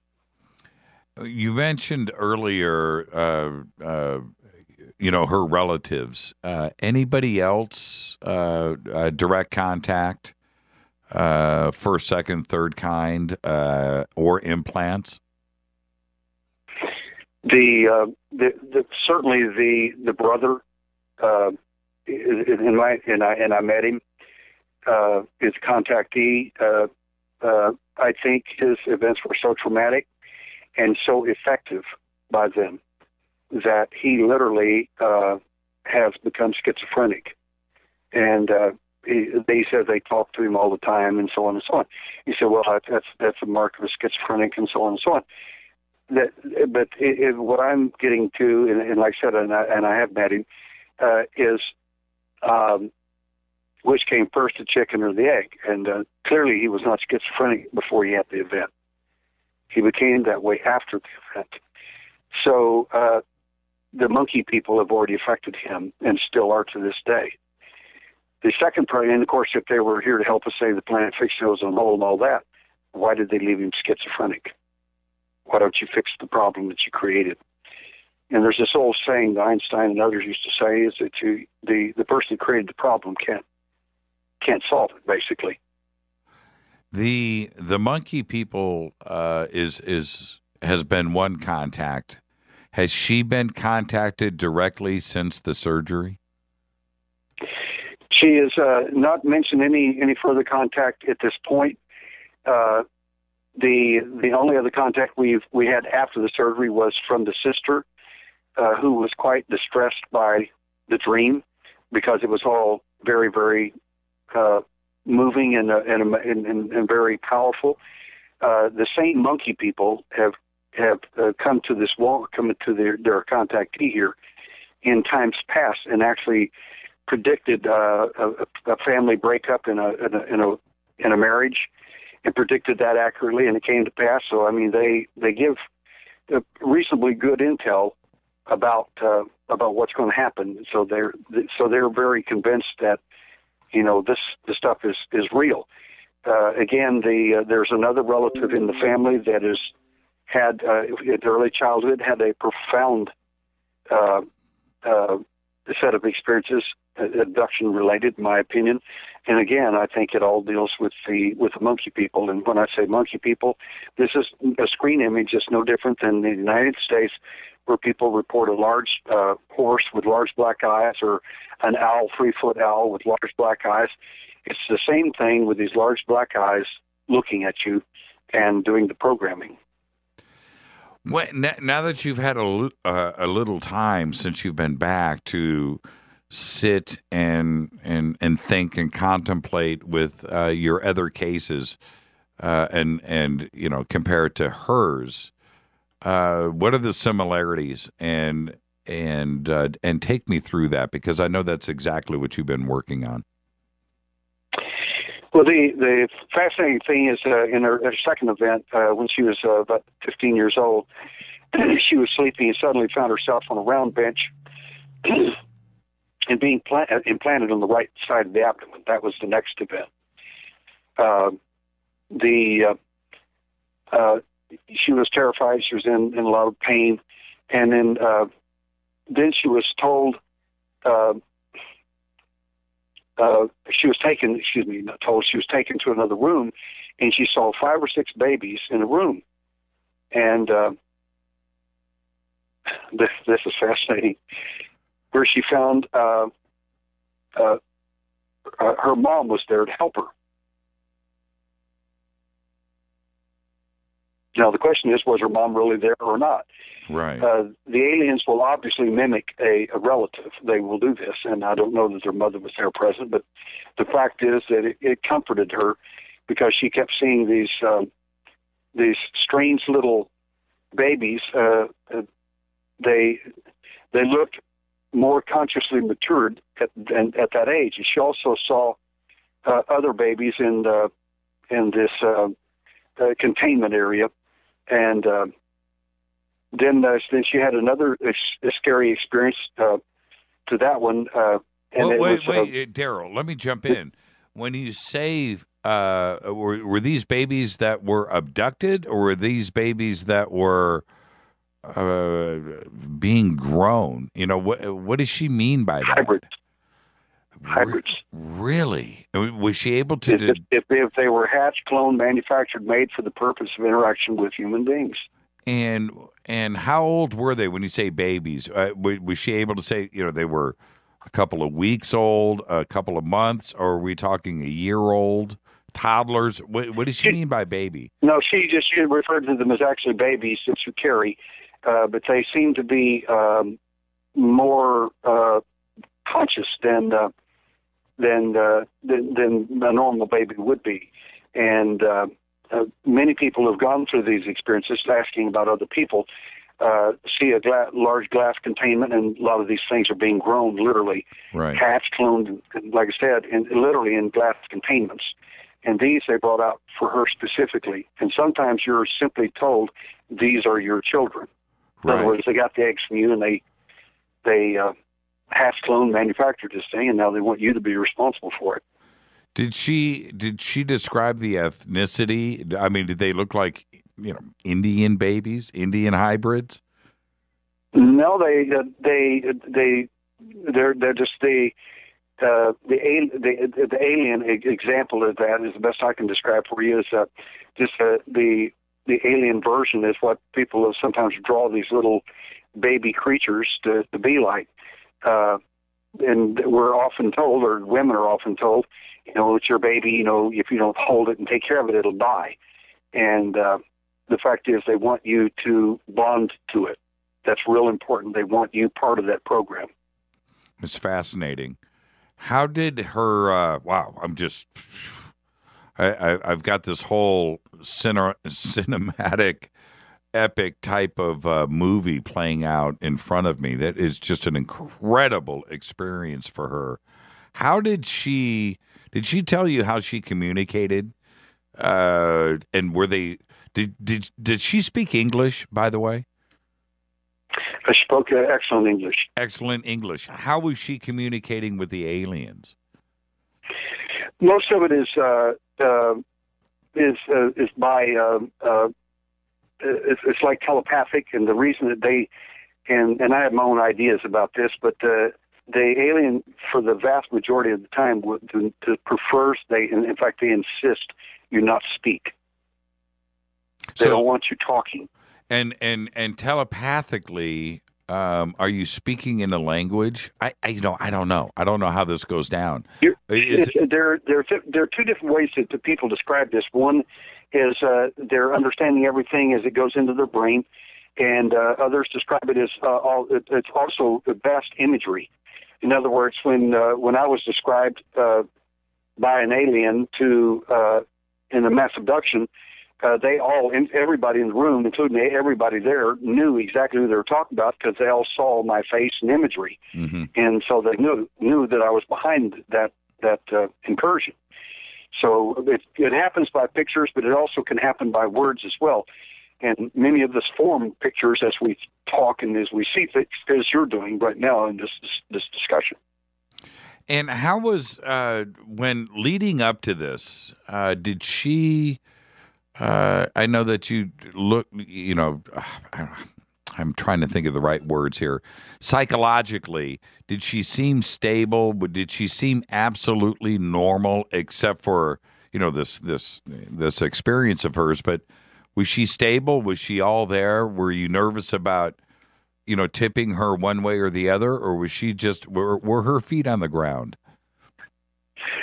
Sure, her feet were on the ground. I knew a lot about her before, and I'd spoke with her on the phone, but long before we went to surgery and before I ever decided to make the trip, I wanted to make sure that she was psychologically and emotionally ready for this. And she was, and I was quite impressed with her answers. She's quite articulate. She's a professional and very, very sharp.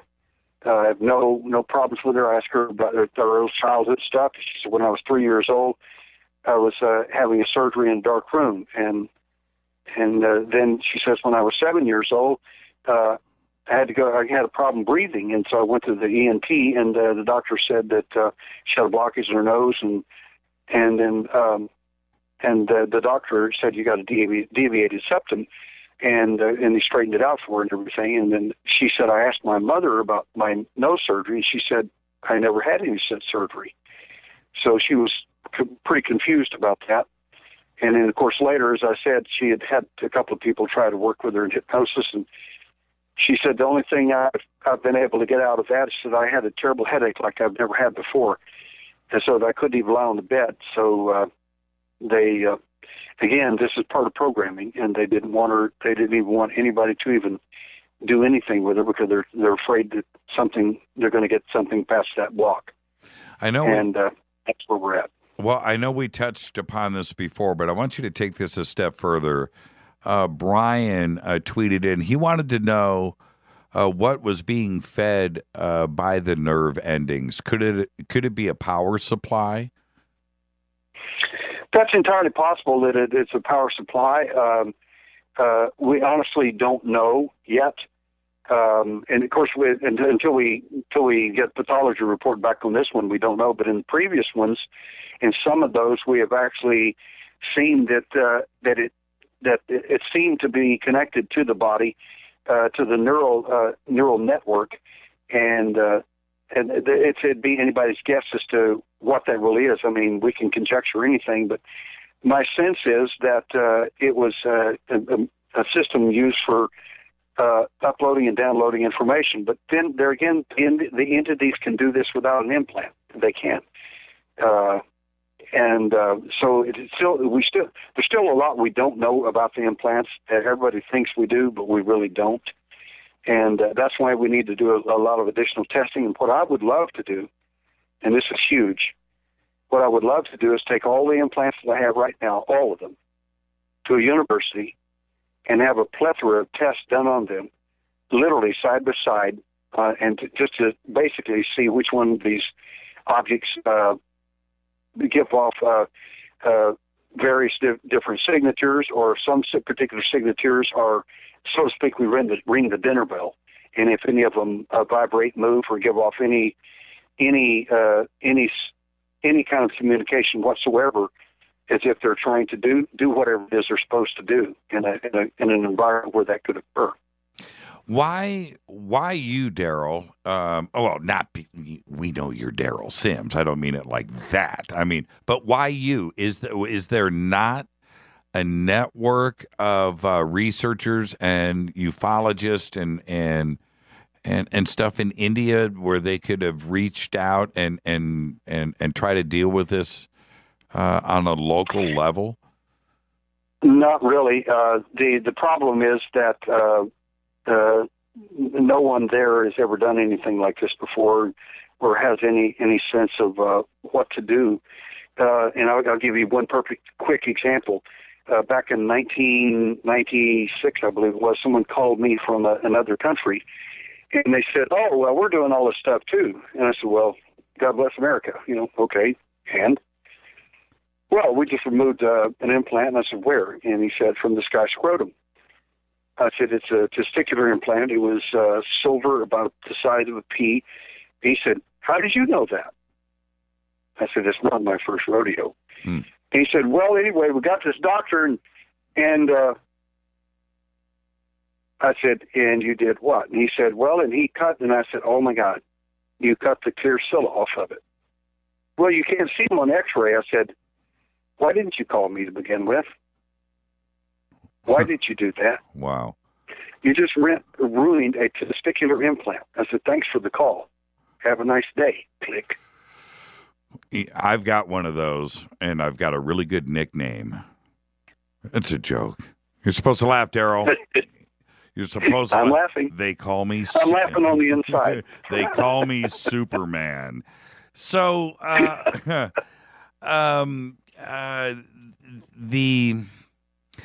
the fact that this was India, and it's the first time that I've heard of a case like this coming out of India. I don't know if you have, but why do you think they are doing this there? And in other words, let me clarify.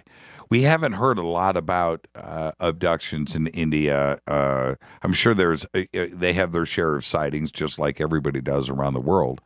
But why India and why now?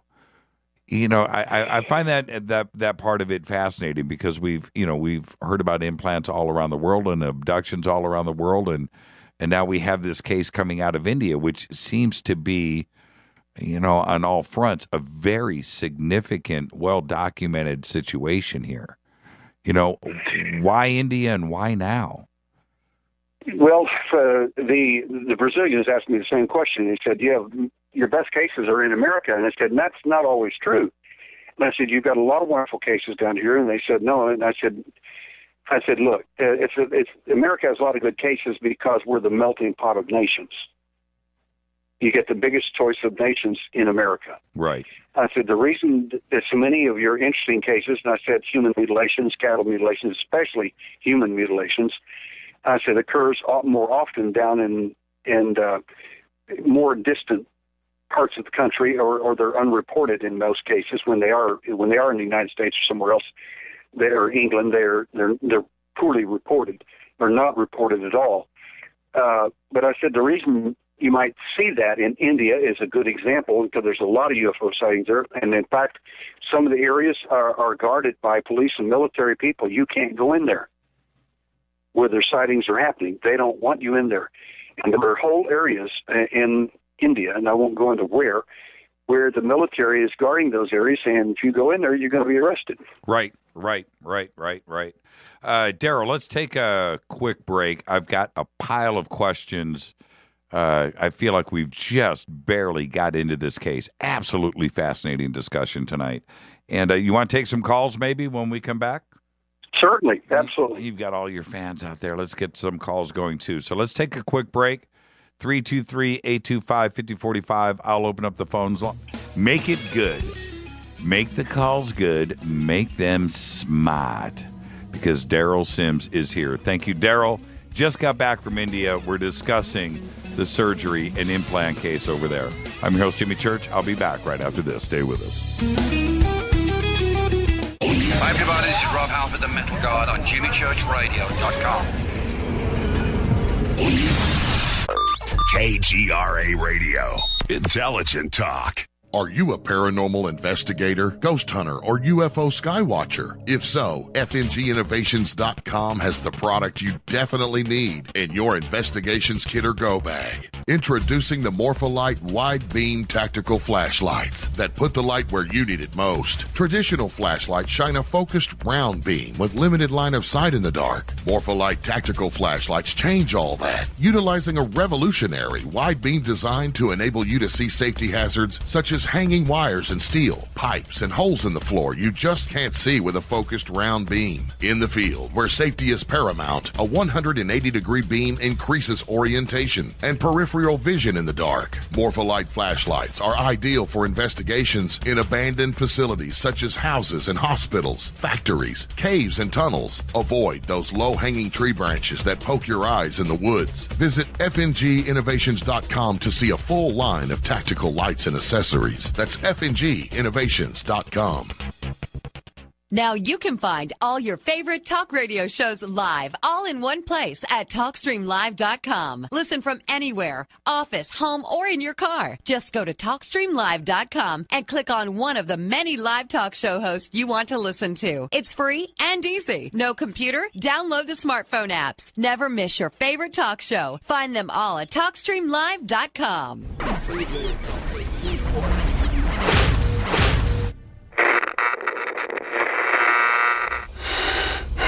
You want to know a secret? I love ponies. I really love ponies. I'm serious. I couldn't stay sane without ponies to brush. Why fade to black? Because you never got that pony. Damn This is Fade to Black with Jimmy Church on the Game Changer Radio Network and KGRA, the Global Radio Alliance.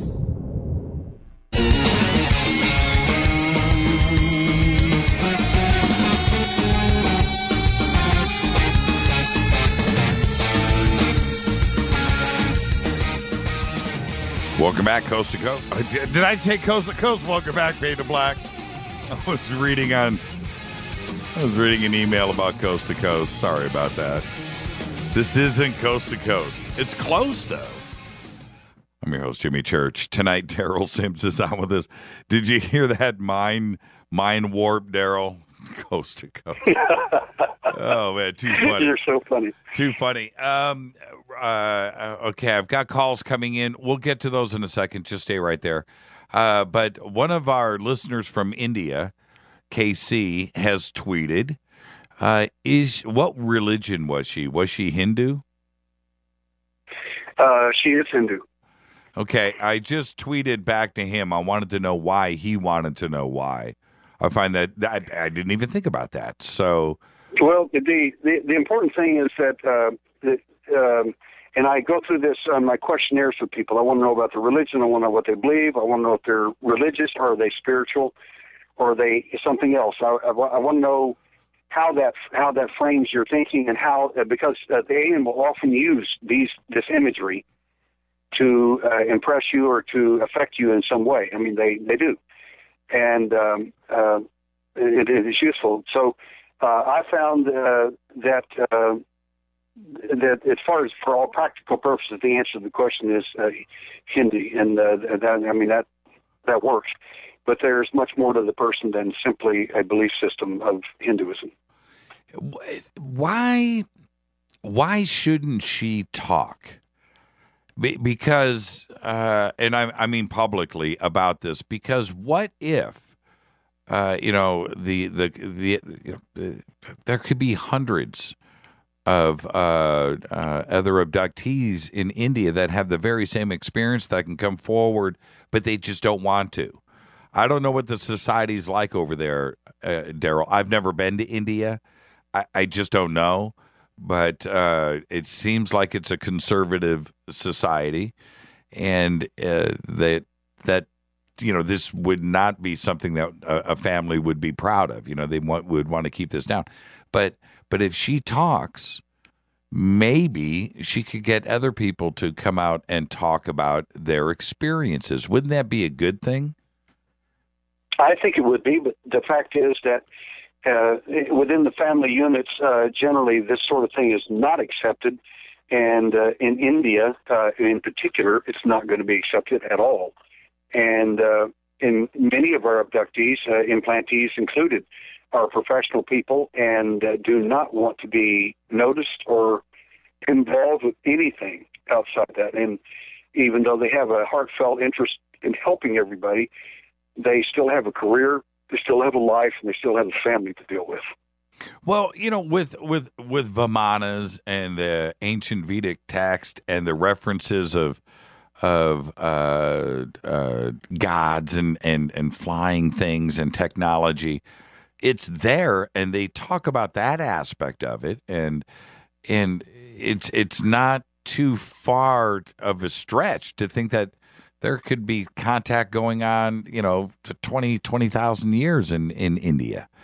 And this may be just part of it, and there's a connection there. I certainly see it.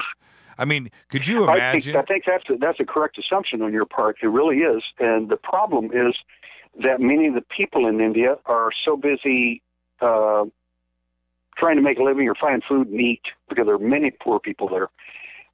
UFOs and abductions and vimanas and this sort of thing isn't very high on the list. The gods that they worship are, but the fact is that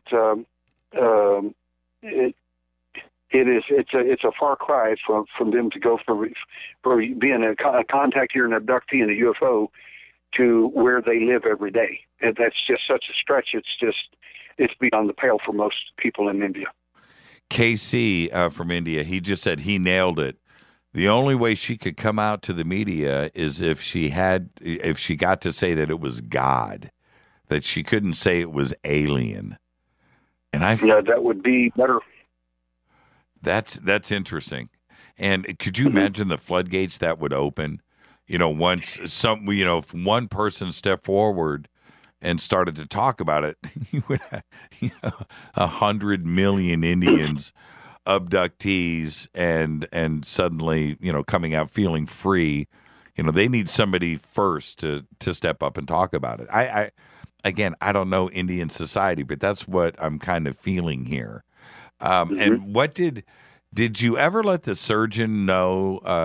Was E.T. ever mentioned to the surgeon? I didn't mention him to the abductee, to the surgeon.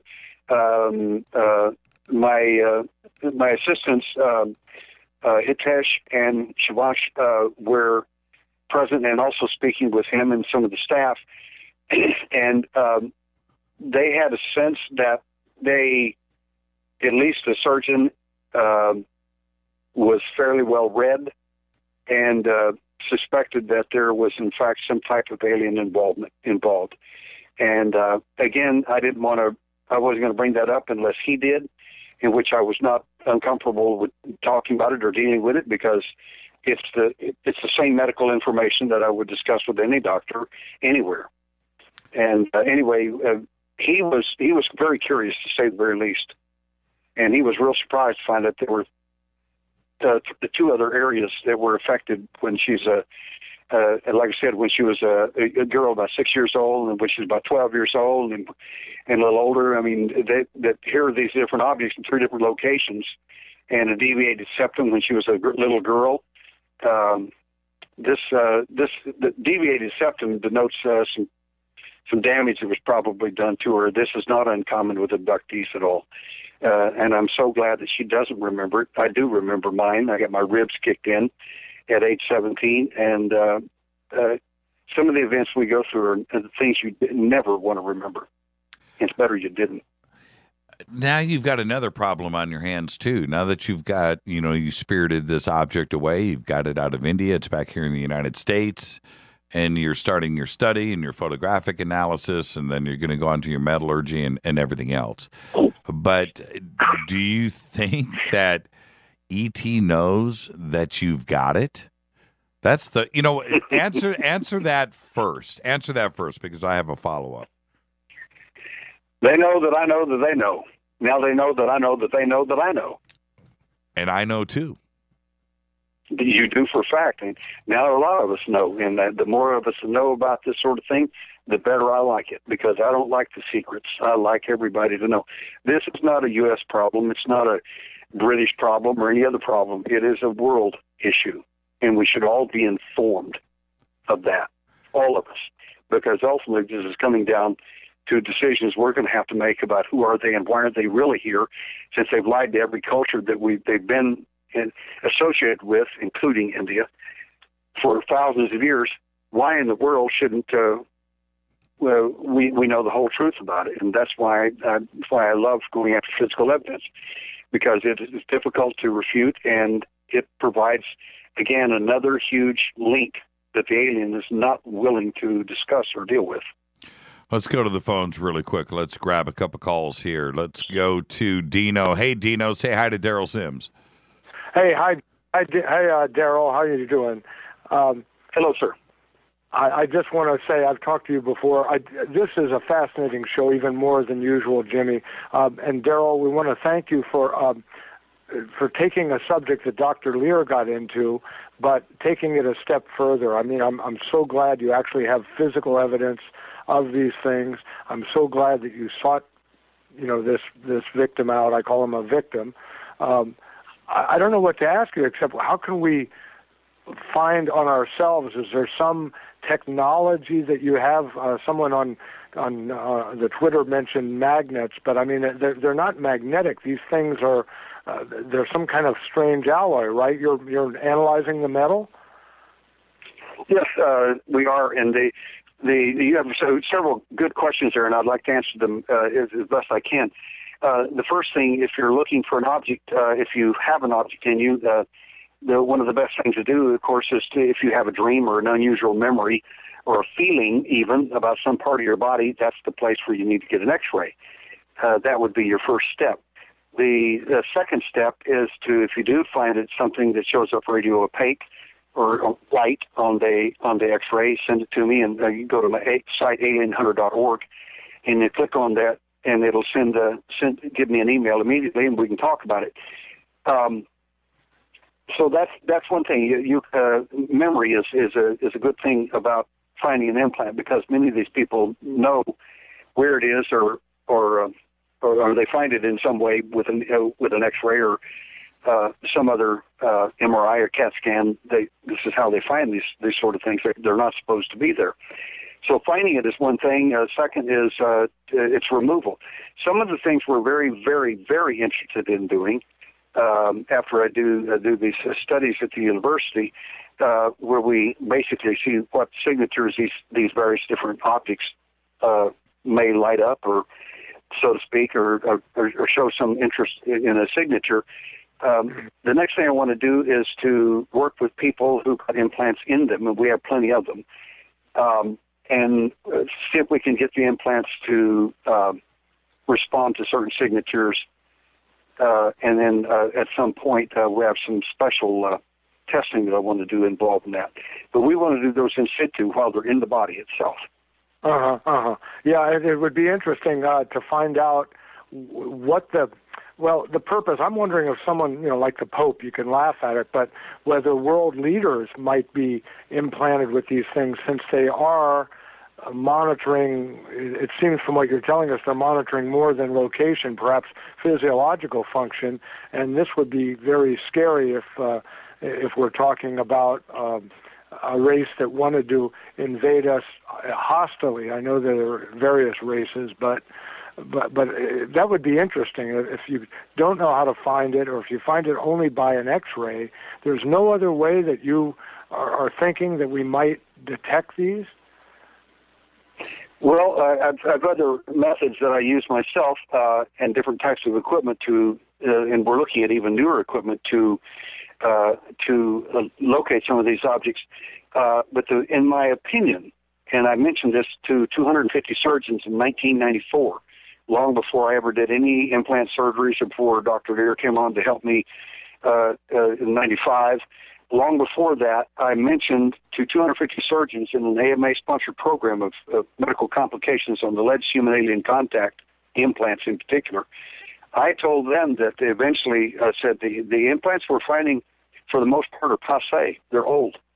I mean, like with this girl, she's let's say she's 30 years old, and this was in, let's say 36 years old, and it was done when she was 6. It's been in 30 years. So what's the point? Well, the point is these are old objects. The newer objects, in my opinion, will be biological in origin, and you won't see them.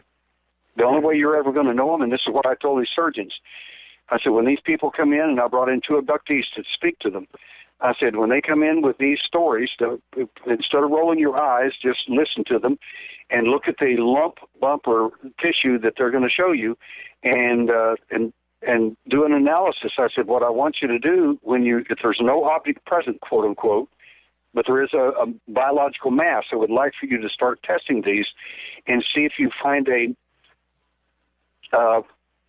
test the biology itself. And I said, in my opinion, if it's alien and it's biological and there's no quote unquote implant there, the implant is the biology itself.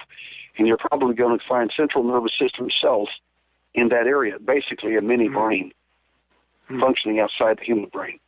Well, it's fascinating, and I just want to thank you for not being so, Anglo-centric. It's really interesting. I haven't seen many people go to other countries, and I don't know if India is really a third world country, but among common people to find out how common this is. I would wonder if it's happening in Africa. I would wonder if it's happening in other areas where it's not, a high-tech society. So that's something you might want to explore in the future.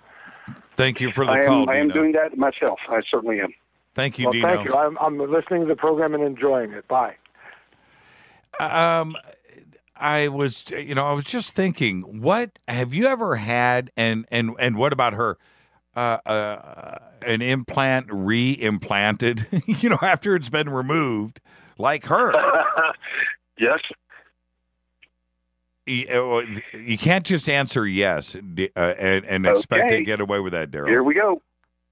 Here's the answer. Generally speaking, they're not re-implanted. They're very angry when they're removed. But we had one case, it was in the foot. This was a case back east. And the object was removed from the foot. It was well documented. I have x-rays, everything of it. The doctor removed the object, and the problem is he told 3 different stories to the parents, to the patient, and to some other people. And the 3 different stories was 1, the implant just disappeared, 2, it exploded, and 3, I don't know where it is. The only problem is the next day, the day or so, whenever the young man came back to get his, and they come back and check you to make sure you're heating up properly and so on. The doctor took another x-ray, and the implant was right back in the exact same area. Now, I told the guy, I says, if I were you, if it were me, I said, I would go back to the doctor and say, now you told 3 stories of how this thing disappeared. Now, either you can tell me the truth, and there'll be one story that, and you're going to confess to the other 2 being lies, or I'm going to be talking to my lawyer about why that object is still inside my foot, because that's called malpractice. You didn't remove it. Right. Now, you want to fish or cut bait? Right. Let's go. And what but happened? The object was definitely there the next day. I mean, I got both sets of x-rays. So it's there. Did he come clean? I don't know what he did from there with the guy. I told him what I would do, and I don't know that he did anything with him. I think he was so disgusted that he just dropped it. Many of them do. I wouldn't. The guy would go after that guy, and he's going to belly up to the bar and tell me the truth of what really happened. I want to know. I don't care if it exploded. I don't care if it vaporized. I don't care if it wiggled off on the floor. Whatever happened, I want to know the truth. And then the thing's back in his foot. That's no surgeon's going to believe you ever took it out to begin with. Right. And I doubt many courts of law are going to believe that the object's back in the exact same spot the next day. Right. So So I think he would be highly encouraged to tell the truth, and that's what I encouraged him to do. But anyway, they didn't let me know anything any further. I think they just dropped it. Do you expect E.T. to show up trying to get the implant back at your house in the middle of the night? Do you expect to visit? Are you prepared for that? No, they're not. I've only had that impression ever occur to me once, and that was when I was up in Washington State. And I was, like I said, I am a bit of an empath, and I could sense their presence. And you say, how do you know that? It's the same thing that I felt, about 10 times before for 13 years, during a 13-year period between 1952 and 1965. And that's when they showed up. And I was conscious during many of those events. So that feeling that their presence, it is profound, and it's very clear. And I had that sense that night, and I had my implants with me at the time in a much smaller containment, and I had them right next to me, and I stayed awake until that entire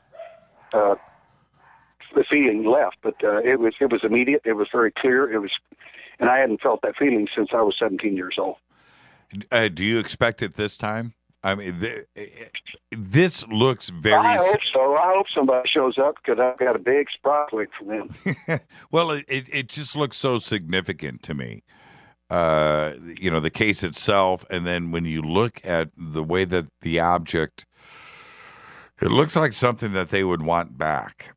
And would they want the evidence of them being here, just out willy-nilly, with an investigator now in the United States, and this is now going to work its way, through laboratories and testing.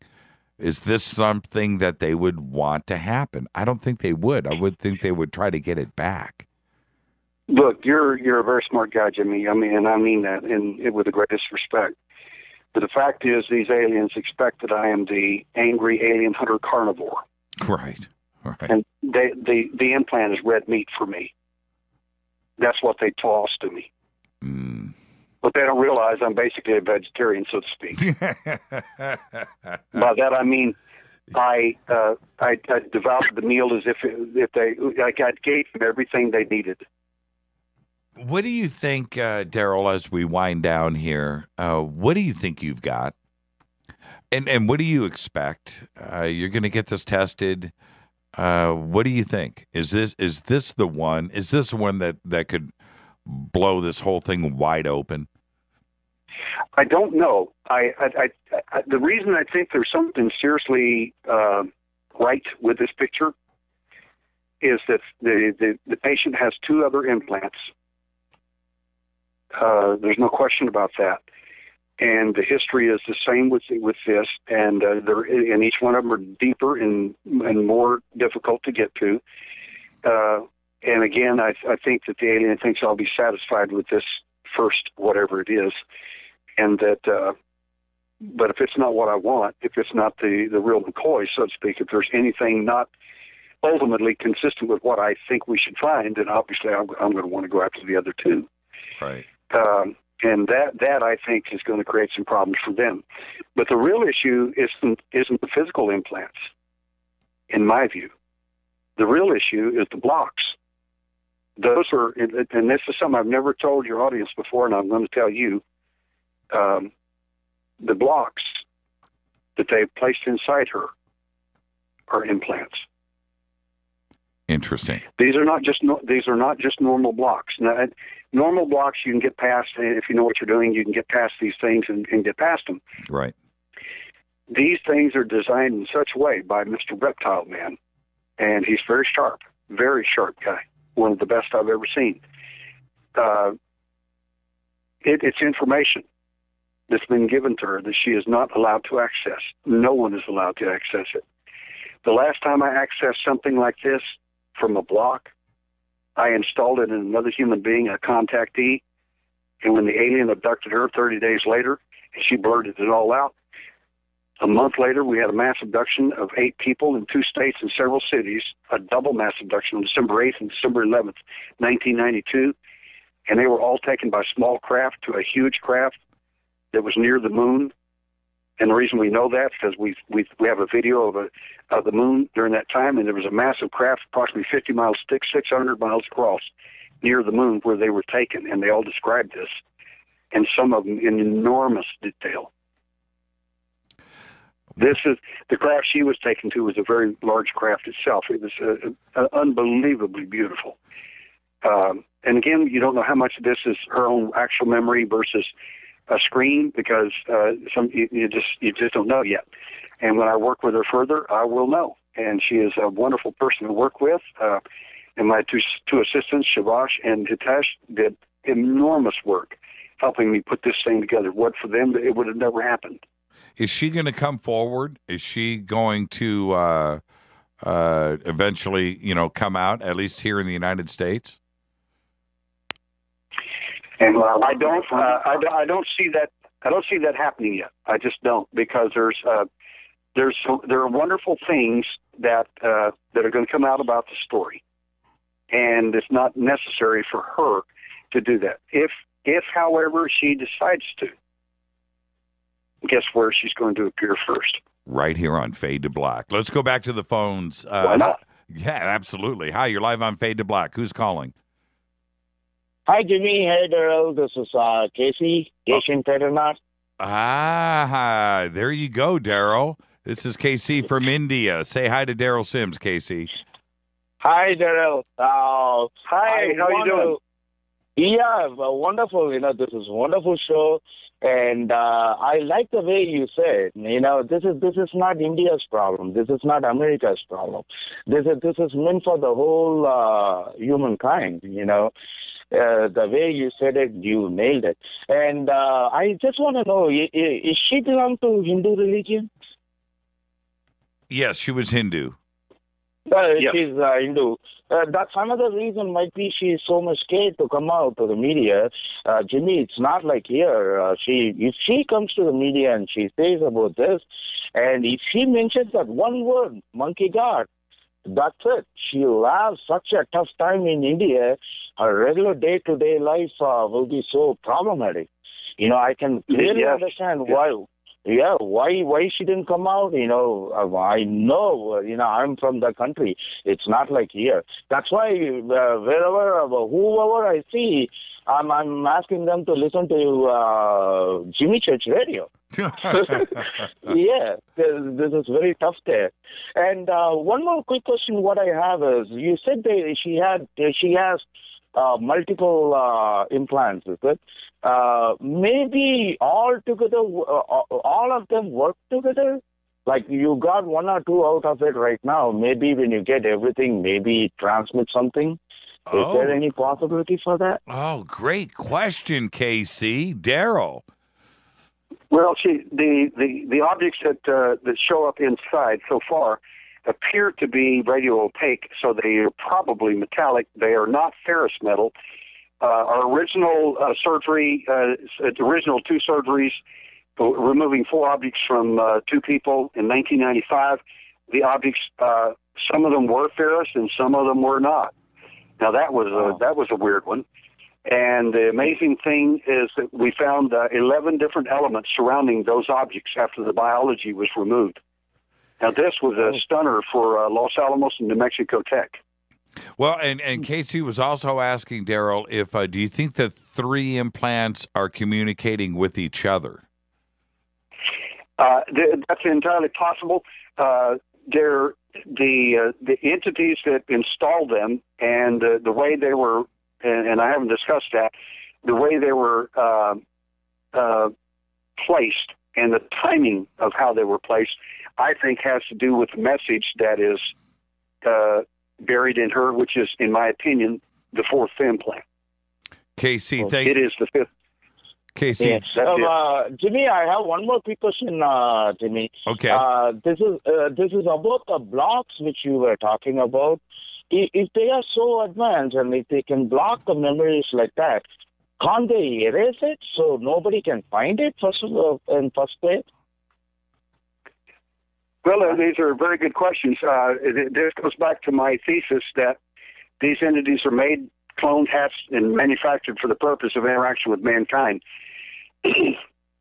In my opinion, some of these entities are extremely intelligent, and some of them they're so dumb that they can't even get your clothes on right. And as a result, we come back sometimes from our events with our different people's clothes on, and we can't figure out why, or they put us in the wrong bed or the wrong we end up on our couch instead of in our bed. In one case they put these 2 men, they were driving in their car after their abduction event in Fort Collins, Colorado. They ended up in Dalhart, Texas when they woke up and the wrong guy was driving the car. So they make mistakes. The wonderful thing about the alien is that they are also vulnerable to us. I have had half a dozen cases in the last 15 years where my people, several people, were trained to actually interact with the alien and take over the alien. So they're not these advanced beings hundreds of light years ahead of us. They're just not. Thank you for the call, Casey. If this news go out and if Indian media takes it in the right way, you will hear like millions and millions of people coming out with this. It's all scared about media. That's why they are not coming out. There will be so many people in India like that. I wish everything will go on good for you, Derrel. Thank you so much. Thank you, Casey. We're trying to do this very carefully so that we're being very, very, very, very respectful of that nation and their religions and everything so that this can come out properly. Derrel, we're going to take a quick break because I'm going to get you to hang on. I want to ask you about the NASA big reveal yesterday with water on Mars. So just stay with us and let me indulge you and keep you for a few more minutes. This is Fade to Black. I'm your host, Jimmy Church. Tonight, Derrel Sims is with us. Oh, what a conversation. I'll be back right after this. Stay with us.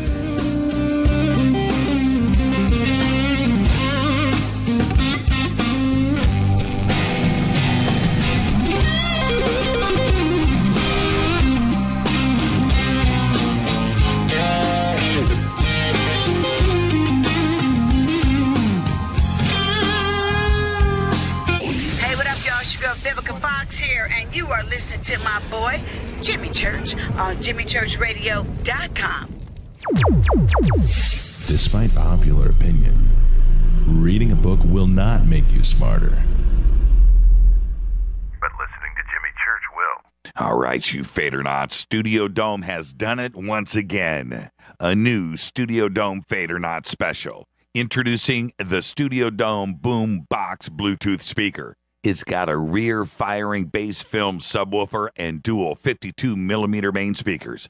You'll never listen to your tablet or cell phone speakers again. Just click on the Studio Dome banner, use the promo code Jimmy, and you'll get the SBB for $59.99 and free shipping. And get a Buddy 4-port USB charger for free. That's a $19.99 value right there. That's 70% off a list price of $199.99, and they'll throw in a Buddy in the box. It's the best deal on the net anywhere. Just go to JimmyChurchRadio.com, click on the Studio Dome banner, enter the promo code Jimmy. Go Beckley Teppy. Erica, Brittany, Gabby, and you're listening to JimmyChurchRadio.com. It's not a lifestyle we chose. We were born this way. KGRARadio.com.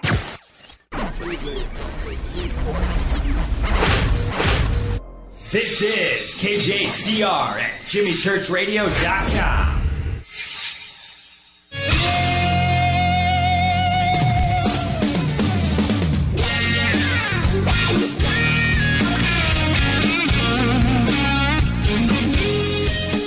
Okay, welcome back. Fade to Black. I'm your host, Jimmy Church. Tonight, fascinating conversation with Derrel Sims on his recent trip to India. Unbelievable. Just absolutely unbelievable. Before, Derrel, I mentioned the water on Mars. Before I get to that, and thank you for hanging on, are you going back to India? Is there now going to be endless cases out there? And have they referred you to anybody else? Are you going to go back and pick up where you left off? Our research team is working currently, and I've got them divided up into two different camps doing two different things. And Hitesh is the lead in those investigations, and Shabash will do his research in another area. My interest is to go back to India, if possible, and to be able to do this in the best setting possible, with the public advised, so to speak. But until that happens, it will be surreptitious like this, and probably in most of those cases, they will probably be brought here. It might be easier in that respect, but I had to go to begin with because it was just I had to hit the continent. I had to be there face to face and be in the culture. I wanted to meet the people. I wanted to meet India. I didn't want to meet Bollywood. I wanted to meet India, and I met some wonderful people there. I made friends for life there, and I definitely intend to go back.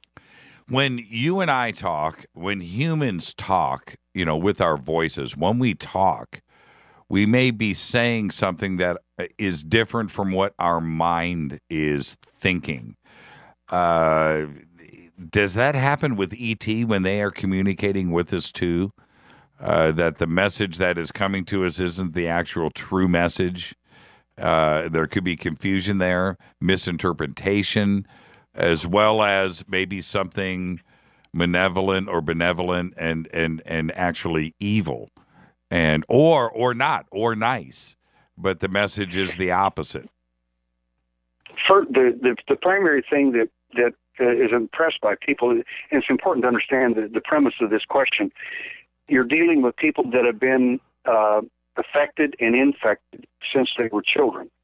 By that I mean, if someone has kidnapped you since you were a child and has had profound impact on you since you were a child, even told you that your parents are not your parents, that we are, and that sort of thing, it makes people even doubt whether their parents, even though you prove biologically they are, you still don't feel like they are, and you wonder, where in the world does this come from? This is programming. So when a person's been programmed like that since childhood, that question then takes on an interesting meaning. So when they tell you something, you believe it, and the reason you believe it is because of the fact of who they are, and they seem to be all-powerful, or almost omniscient in some sense of the word, because they're far different than anything we understand. If you ever get past the awe factor or the fear factor, one of the two, if you get past that and you start listening to them, you realize, oh my gosh, they've got some mistakes. They've got flaws. They make mistakes. There are chinks in the armor. And you'll start listening to them, and you can overhear them talking between each other about things that they did not want you to hear. And that you can actually train an abductee to overcome that. When they shut you off and you can't hear anything, you can actually still hear them. But you have to be trained to do that. So you can find out things. And so we had people basically spying for us in some of their abduction events, telling us what were they saying, what are they really doing. And the reason I discovered that is because I found it out in my own event. It's not because I'm particularly smart. Mm-hmm. It's just that I simply remembered. Mm-hmm. Mm-hmm. And what about after an implant has been removed? Do you go back and recheck, 3 months later, 6 months later? Do you check to see if, ET is returned and placed another implant? We do check. We ask them, stay in contact with them, ask them all kinds of questions, because we sense that if they're not interested in the object we took out, again, that's because it's spoon fed. Mm. The real implant may be the other two, one or the other two. Right. And then, of course, the big one, in my view, and then that's what I want to work in and I want to concentrate on, is the information that was buried and hidden.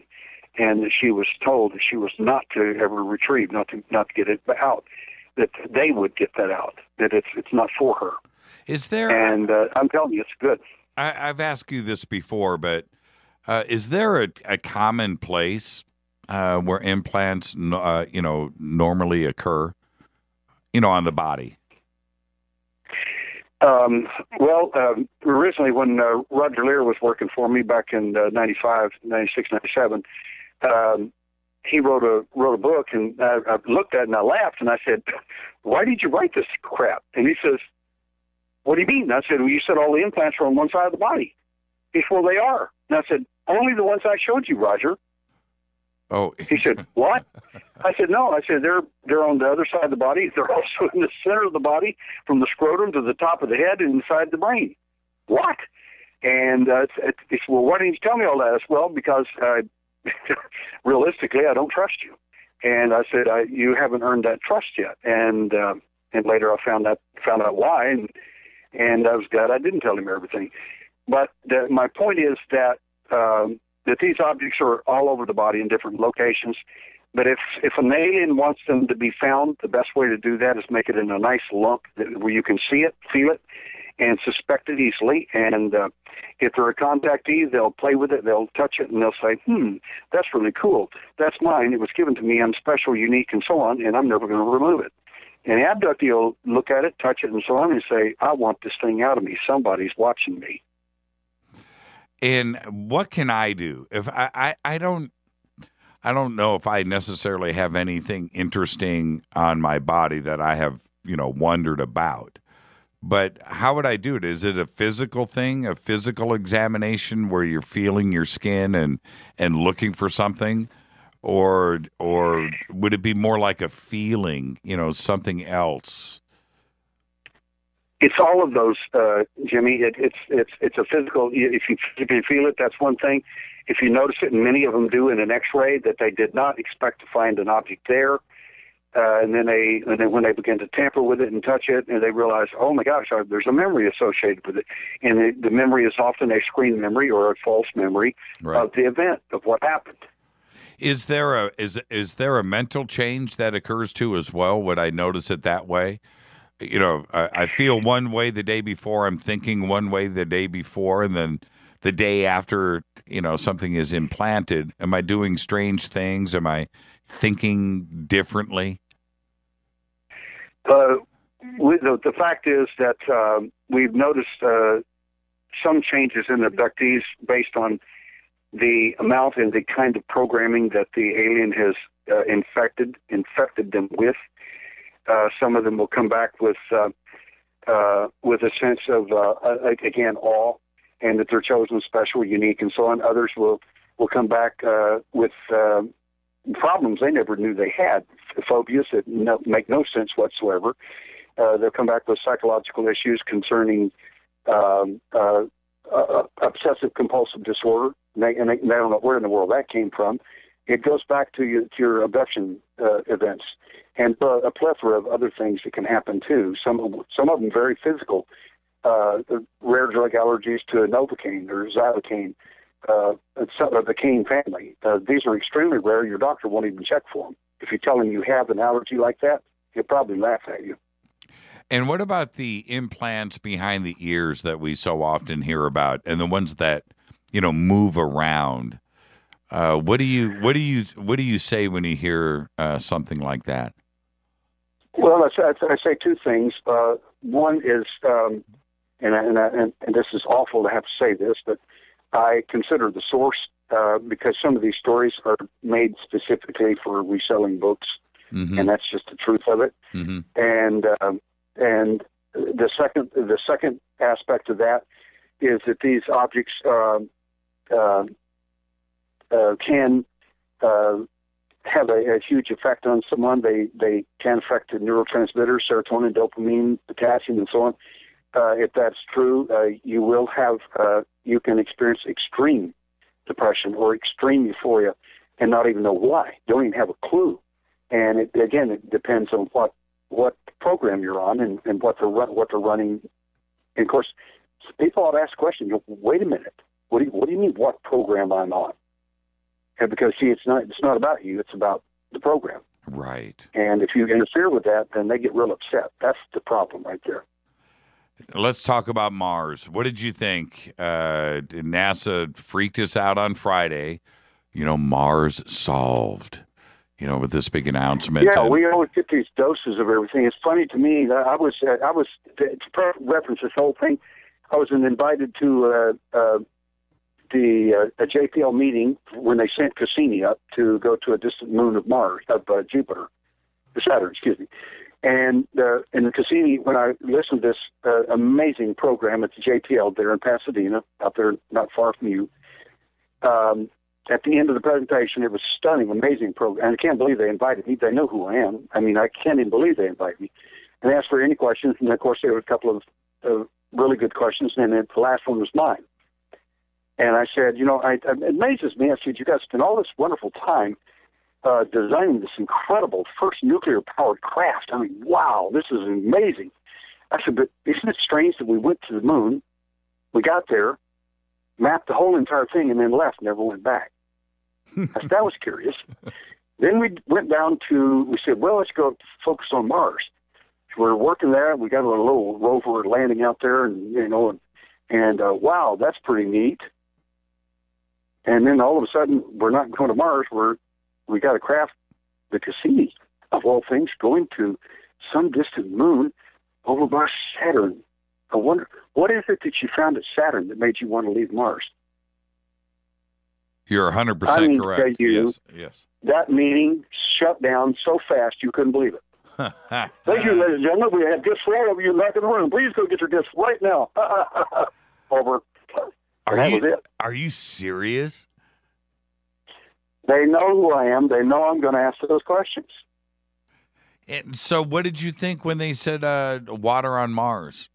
I mean, you can you're going to answer that one of two ways. You weren't surprised. We've known it all along. Or that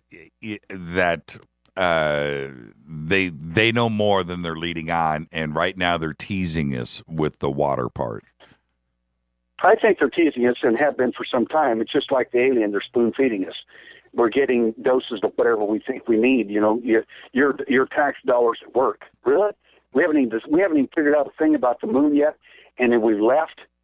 I mean, you better figure out why we left the moon and why we need to be back there. Good night. I'll tell you, I'm just sitting here scratching my head, and you leave Mars to go, it's got water. You're not even interested. You want to go to a distant moon of, what is it that you found there? What is it? And the question is as valid today as it was the day I said it to JPL. What is it that you found there that caused you to leave Mars and to focus on something like this with the first nuclear-powered spacecraft? What? Total silence in the room. I said yesterday on the show, pretty much what you just said right now. I didn't understand the pumping of the brakes overnight with Apollo. It didn't make sense because we had made plans. Everybody was ready for a moon colony. We were ready for a hotel on the moon. We were ready for consumers to jump on board, buy tickets, and go and travel, be a passenger, and go and kick back and make a phone call back to Earth from the moon. We thought that was the plan. And they stopped it for just absolutely no reason except for money, which didn't make sense, Derrel. There's plenty of private money out there. Maybe there's another reason. Maybe there are other reasons besides the money. Which takes... Maybe they did not want it. It was obvious that there were things they found on the moon.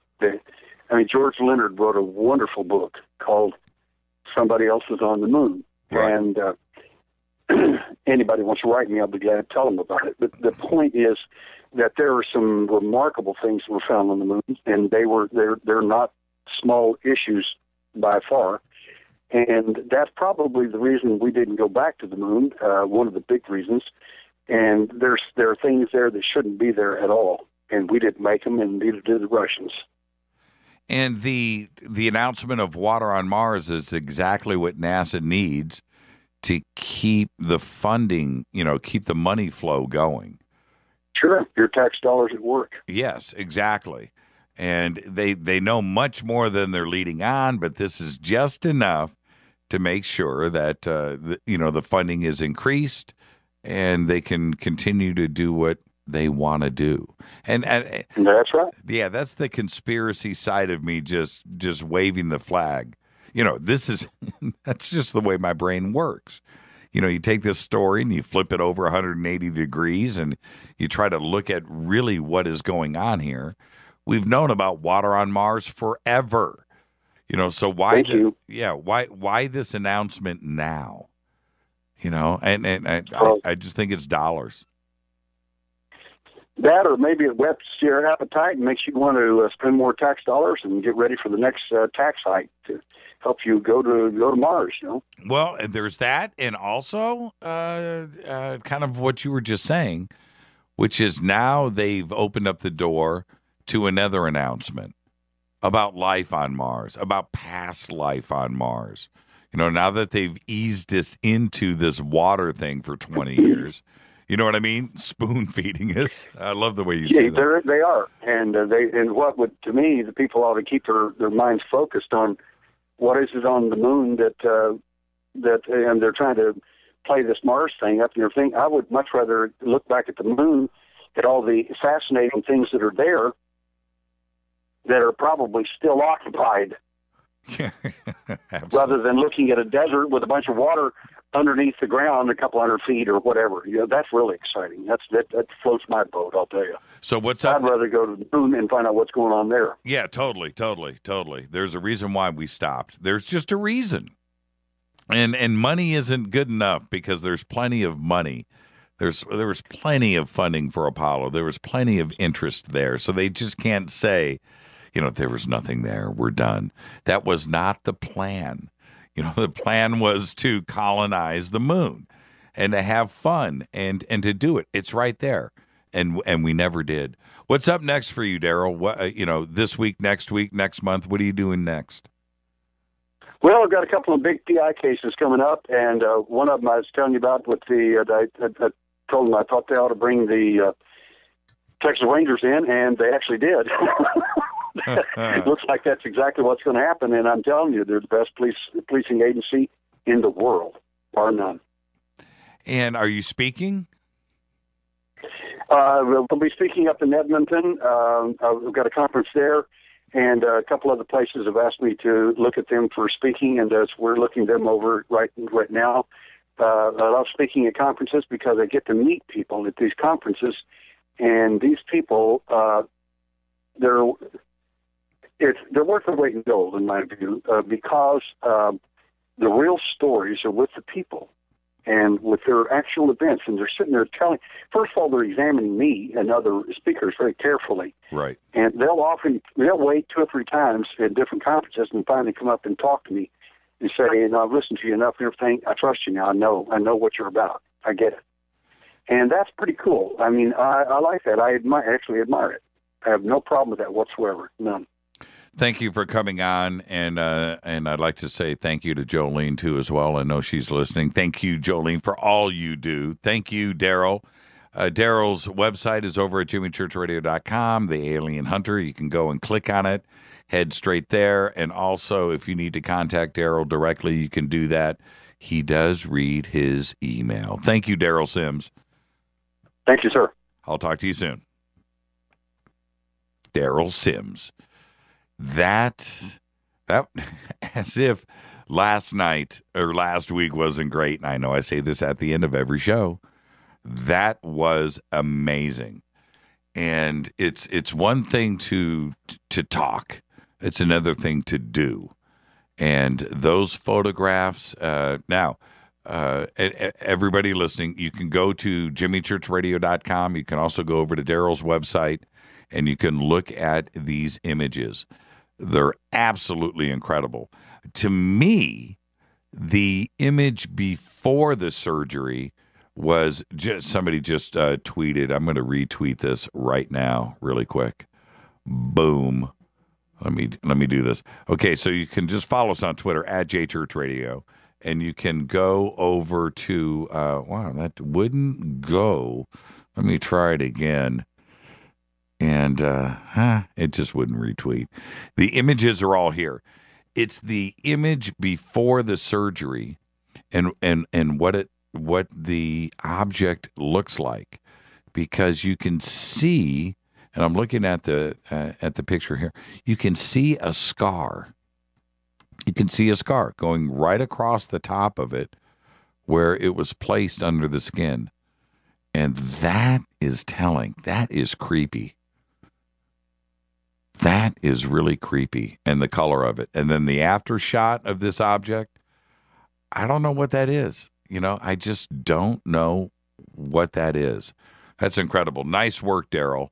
Great show tonight. All right, I have a couple of things I needed to get in here really quick. Let me back up before I get out of here. Islamic terrorists, ISIS. It was released today. Again, this goes into the has been partially vetted. A book was just released.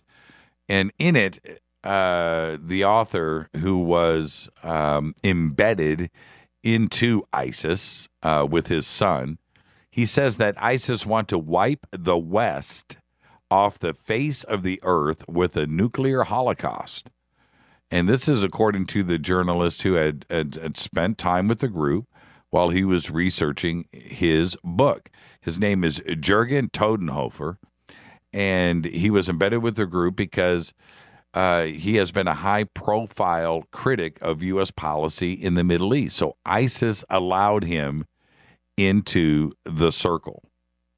The German journalist claimed that the terror group wants to launch a nuclear tsunami, I'm quoting here, against the West and anyone else that opposes their plans for an Islamic state. Also, news out of Roswell. Yes, out of Roswell, New Mexico. Check this out. There's an area of contaminated water in downtown Roswell, and it is being considered for an addition on the Superfund National Priorities list. The U.S. Environmental Protection Agency says that several dry cleaning businesses had operated there between 1956 and 1963. And now this area is a mix of residential and commercial use. The agency says that a contaminant is a concern, and this contaminant is colorless, non-flammable, and it is used in the dry cleaning industry. It has been detected in the aquifers underneath downtown Roswell. How interesting is that? Oh, man. Tropical storm Joaquin may converge with another slow-moving storm in the east to create a serious flooding situation into the early days of next week.